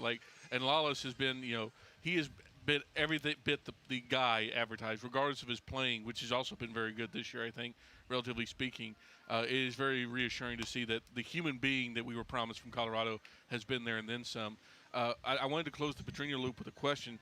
Are we surprised that, knowing what we do about Pedrinho and knowing what he can and can't do, in that situation, in that 67th minute, are we a little surprised that Dietzen didn't get a call there? Because it seems like his skill set is a little bit better built. He's a little bit older. He's a little bit more experienced. But we haven't seen him much this year. I'm curious what, if anything, bringing Pedrinho into that spot instead of Dietzen tells us about Dietzen in general. Well, you say a skill set. I don't know. I haven't seen enough. I don't know what a skill set is. I mean, he's a winger, but we know that in training, maybe there have been times when Eric Quill wants just a little bit more from him, and you got to show it in training before he's going to trust you to, especially in a game like this, where you absolutely you gotta know who's out there. You got to know the player. Can you trust him? So we just haven't seen enough of him. I mean, two guys came in during the summer, Kappas and Dietzen. One has been fantastic, and one just hasn't been able to do enough to get on the field. I think it's difficult for him, too, because as soon as he arrived, he was here for a few weeks. Now he's gone on international duty. And now he's been here a couple more weeks. Now he's gone on international duty again. So I think the timing of when he arrived mixed in with those 2 international breaks, which we know they're changing the schedule next year to get rid of that because it's so frustrating, I think, for players trying to bed in to a new team. And whether it's in Europe when the season's just started or here in MLS when they've come in halfway through, to be there, be here, back and forth, traveling across the world, I mean, that's just a really difficult situation for him. I think, good point. If he has something to contribute for this team, and they believe that he does, that's why they paid the money for him. I think we'll see it maybe later this year, but for sure next season. I think when he gets a full preseason, gets bedded in with the team, we'll see more from Dietzen. I think, maybe, though, if you want to look at alternatives for the Pedrinho substitution, which I think was still the right call. I think, Pedrinho maybe relapse into some of his decision-making that we hadn't seen in his last couple of appearances, and I don't really put that down to Eric Quill. Diego Garcia was there as well, fresh off a good cameo in Portland, and I think once Sebastian Lletget is back, once Paxton Pomykal is fully healthy, he's going to fall down the depth chart for this season probably, but maybe it was another opportunity to see him and get him an appearance here at home. Big game to come into, though, but we saw a big game to come into in Portland, and he did well, so I wouldn't have minded seeing him there, but for me, Pedrinho was the right call. Some of the freelancing and the frustrations that came from there, I don't think make it a bad decision. Well, again, he's going to be the right call if you're behind and you need a goal. But to your point, and Eric Quill has shown us even when he's winning, sometimes he wants to go kill the game, and maybe that's the thinking in bringing him in. Sure, but do you trust him defensively? Do you trust him, not to give the ball away in a bad spot? So I think you're absolutely right. If Paxton is available and you're, protecting a lead, he's probably the guy you're going to bring in over Pedrinho, I would say. And we mentioned Dietzen going on international duty with Haiti. Also, good luck to Martin Paz, who is headed to Jeddah, Saudi Arabia. He'll play with Indonesia for the next 2 games. I believe it's the 8th and the 11th for his matchups in the Kingdom of Saudi Arabia. And, of course, big shout-out to Nolan Norris, who had a couple of goals against New Caledonia and helped pitch a shutout against France. USA under-20s already through to the round of 16, regardless of the outcome of their next group stage game. I would have to think they're a favorite to make it all the way. Admittedly, I don't know enough. I don't know much about U20 World Cup except for that I'm enjoying watching Nolan in the U.S. They're doing really well. I know I checked a bracket, and it looks like to me that by finishing first, they're going to get the second-place team out of Group D, which is going to be either Argentina or Italy. Okay. All right. Some good opponents, but they knocked off France comfortably. That's right. Hey, strongest steel, hottest fire, baby. Let's go here. I think that's I'm not putting it past him. That's all I'm going to say. That's a group of grinders right there led Speaking by of Nolan Norris. international play, the one thing that could kind of foobar the goal record chase by Petar Musa if he gets that call up from Croatia, because he's on the provisional list. They have a tough couple of games at Czechia and then at home to Gibraltar, which they're really going to want to win. So if something were to happen and he got a late call up there, he wouldn't be available for the Galaxy game. I'm honestly, I don't want to get too far in the weeds here. I'm honestly surprised Croatia has not called him. I am too. Because he looked great last year. He's been, I would argue, even better this year. I'm not super familiar with the Croatia striker depth. How many better strikers do they have if a guy scoring 18, maybe 20 in MLS this season is not good enough to crack their roster? They've got a good depth chart, and I think it's, we're definitely pro Petar Musa, and we're a little biased here, but they've got guys in La Liga and the Bundesliga. Sure. They've got guys in the top European leagues that are scoring goals. So I'm not surprised that, it's been difficult for him to get in the squad, but I am happy to see that he is on that emergency call-up list, because that shows that they're watching and they respect what he's done here in Dallas, because, the thing with Petar Musa, and we've talked about it before, is like, he feasts on scraps for a large chunk of these last two seasons, and he feasts. And there's and a lesser player would be less committed. The lesser player wouldn't do the defensive work. He wouldn't lead the team from the front the way Petar Musa does. He just gives you everything as the focal point, number 9, goal scorer. He's just got a little bit of everything. So congratulations to him for even being on the provisional list, because that's a really good national team that is frequently in the last 8, the last 16 of World Cups and Euros. So he's been called in before. I wouldn't be surprised to see him get back there, maybe even for the World Cup next year. But I'd like to see him in LA next week, just personally. It's got to make him feel good too, just to know that, as you said, that you hear that you're being watched, and they might give you a call every now and then, but to actually see your name on the list and to know you're close, man, you're right there. It's got to make him feel good. Well, before we turn off the open sign here on the last regular season game at Toyota Stadium for 2025, do we have any final thoughts on LA Galaxy 1, FC Dallas 2? Good win, got the 3 points you needed, celebrated Matt Hedges, which I think was awesome and really cool for some of the longtime fans here, just to, get to celebrate a guy that means everything to this club and sort of epitomizes what this club has been since 2011 when he was first drafted out of UNC, just a bastion of longevity and consistency and leadership. Awesome to see him get his flowers today in front of the home fans and to mark it with a win. And now we watch Petar Musa hopefully go and break the record next week, set some history of his own, as Dallas is right now, as we're sitting here talking, going to have a playoff game to contend with in a couple of weeks as well. So a lot of positive signs. Not the best performance maybe of the season by any means, but keeping momentum, keeping energy going in the right way, 8 unbeaten, and things are looking up. Things are looking up. Yeah, just 2 quick things, Sam. Number one, as a lot of people in the FC Dallas organization, I will be doing a little scoreboard watching tonight. See what else is going on around Major League Soccer. Gotta wait for tomorrow for one of the games, too. As well, that's right. Yeah, catching some games tonight. That'll be fun. And then the other thing, I'll just say what I said during the broadcast. I am fairly certain that the 2 best defenders ever to line up for this club over 30 years were in the house today. Really cool to see Osaze Urquidy out there doing his thing that we've seen him do all year. And then sort of just bringing back some memories of Matt Hedges doing his thing for some really good clubs, including that really good Oscar Pareja-led 2016 team that won the Supporters' Shield and U.S. Open Cup. Man, just fantasizing about an Osaze Matt Hedges defensive pairing. My goodness. That would have everything. That's playoffs quality enough right there. Well, Dallas remains on the playoff hunt. They are still, in 8th place right now, pending results, but they get another chance. Their game in hand was tonight. They go out to L.A. next week to play the Galaxy again in this kind of home road back-to-back that was forced by the Leagues Cup machinations. So Dallas looks to go get another 3 points against a hapless L.A. team that we were pretty confident will not have Joseph Paintsel, who's on the way to Ghana for his national team duties. So I'm not sure exactly who they expect to score next week. I guess we'll find out. But that's going to be a 9:30 kick from Dignity Health Sports Park. It's going to be a little MLS After Dark with just me and Steve, because Ryan is going off to get himself married. So congratulations to him ahead of time. Hopefully no bears show up, as we've been talking about. That's a joke for 3 people, but a good one. It is a good one. So it'll be the bear is not on the invite list. just want to make that clear now. Do not show up. He's a real troublemaker. In fairness, they don't really need to be on an invite list. They just kind of show up. But regardless, Ryan will be gone next week, so it'll be me and Steve on the call for LA Galaxy versus FC Dallas, and then Garrett will join us for the Vancouver game to finish us out on Decision Day. But again, pregame next week, 9 o'clock, and then kickoff between LA Galaxy and FC Dallas at 9:30 here on the FC Dallas Radio Network. But that's going to do it for the FC Dallas postgame show. FCD wins 2-1 in the final regular season home game here at Toyota Stadium. For engineer Barry Walters, for Ryan Figert, for Steve Davis, I have been Sam Hale. You've been listening to FC Dallas Soccer, presented by Toyota on the FC Dallas Radio Network. The preceding broadcast has been a presentation of the FC Dallas Radio Network. Want to hear something incredible? That's Eleanor. Just 10 hours after being born, Eleanor was airlifted to Children's Health and met by our expert team trained in cardiac and critical care. At 4 days old, she received a stent to help her heart pump blood to the rest of her body. And today, she's a happy, healthy 1-year-old.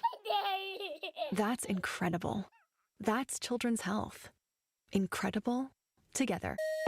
Welcome to the world of WinStar. WinStar. In sports, if you think joy only happens after you win, think again.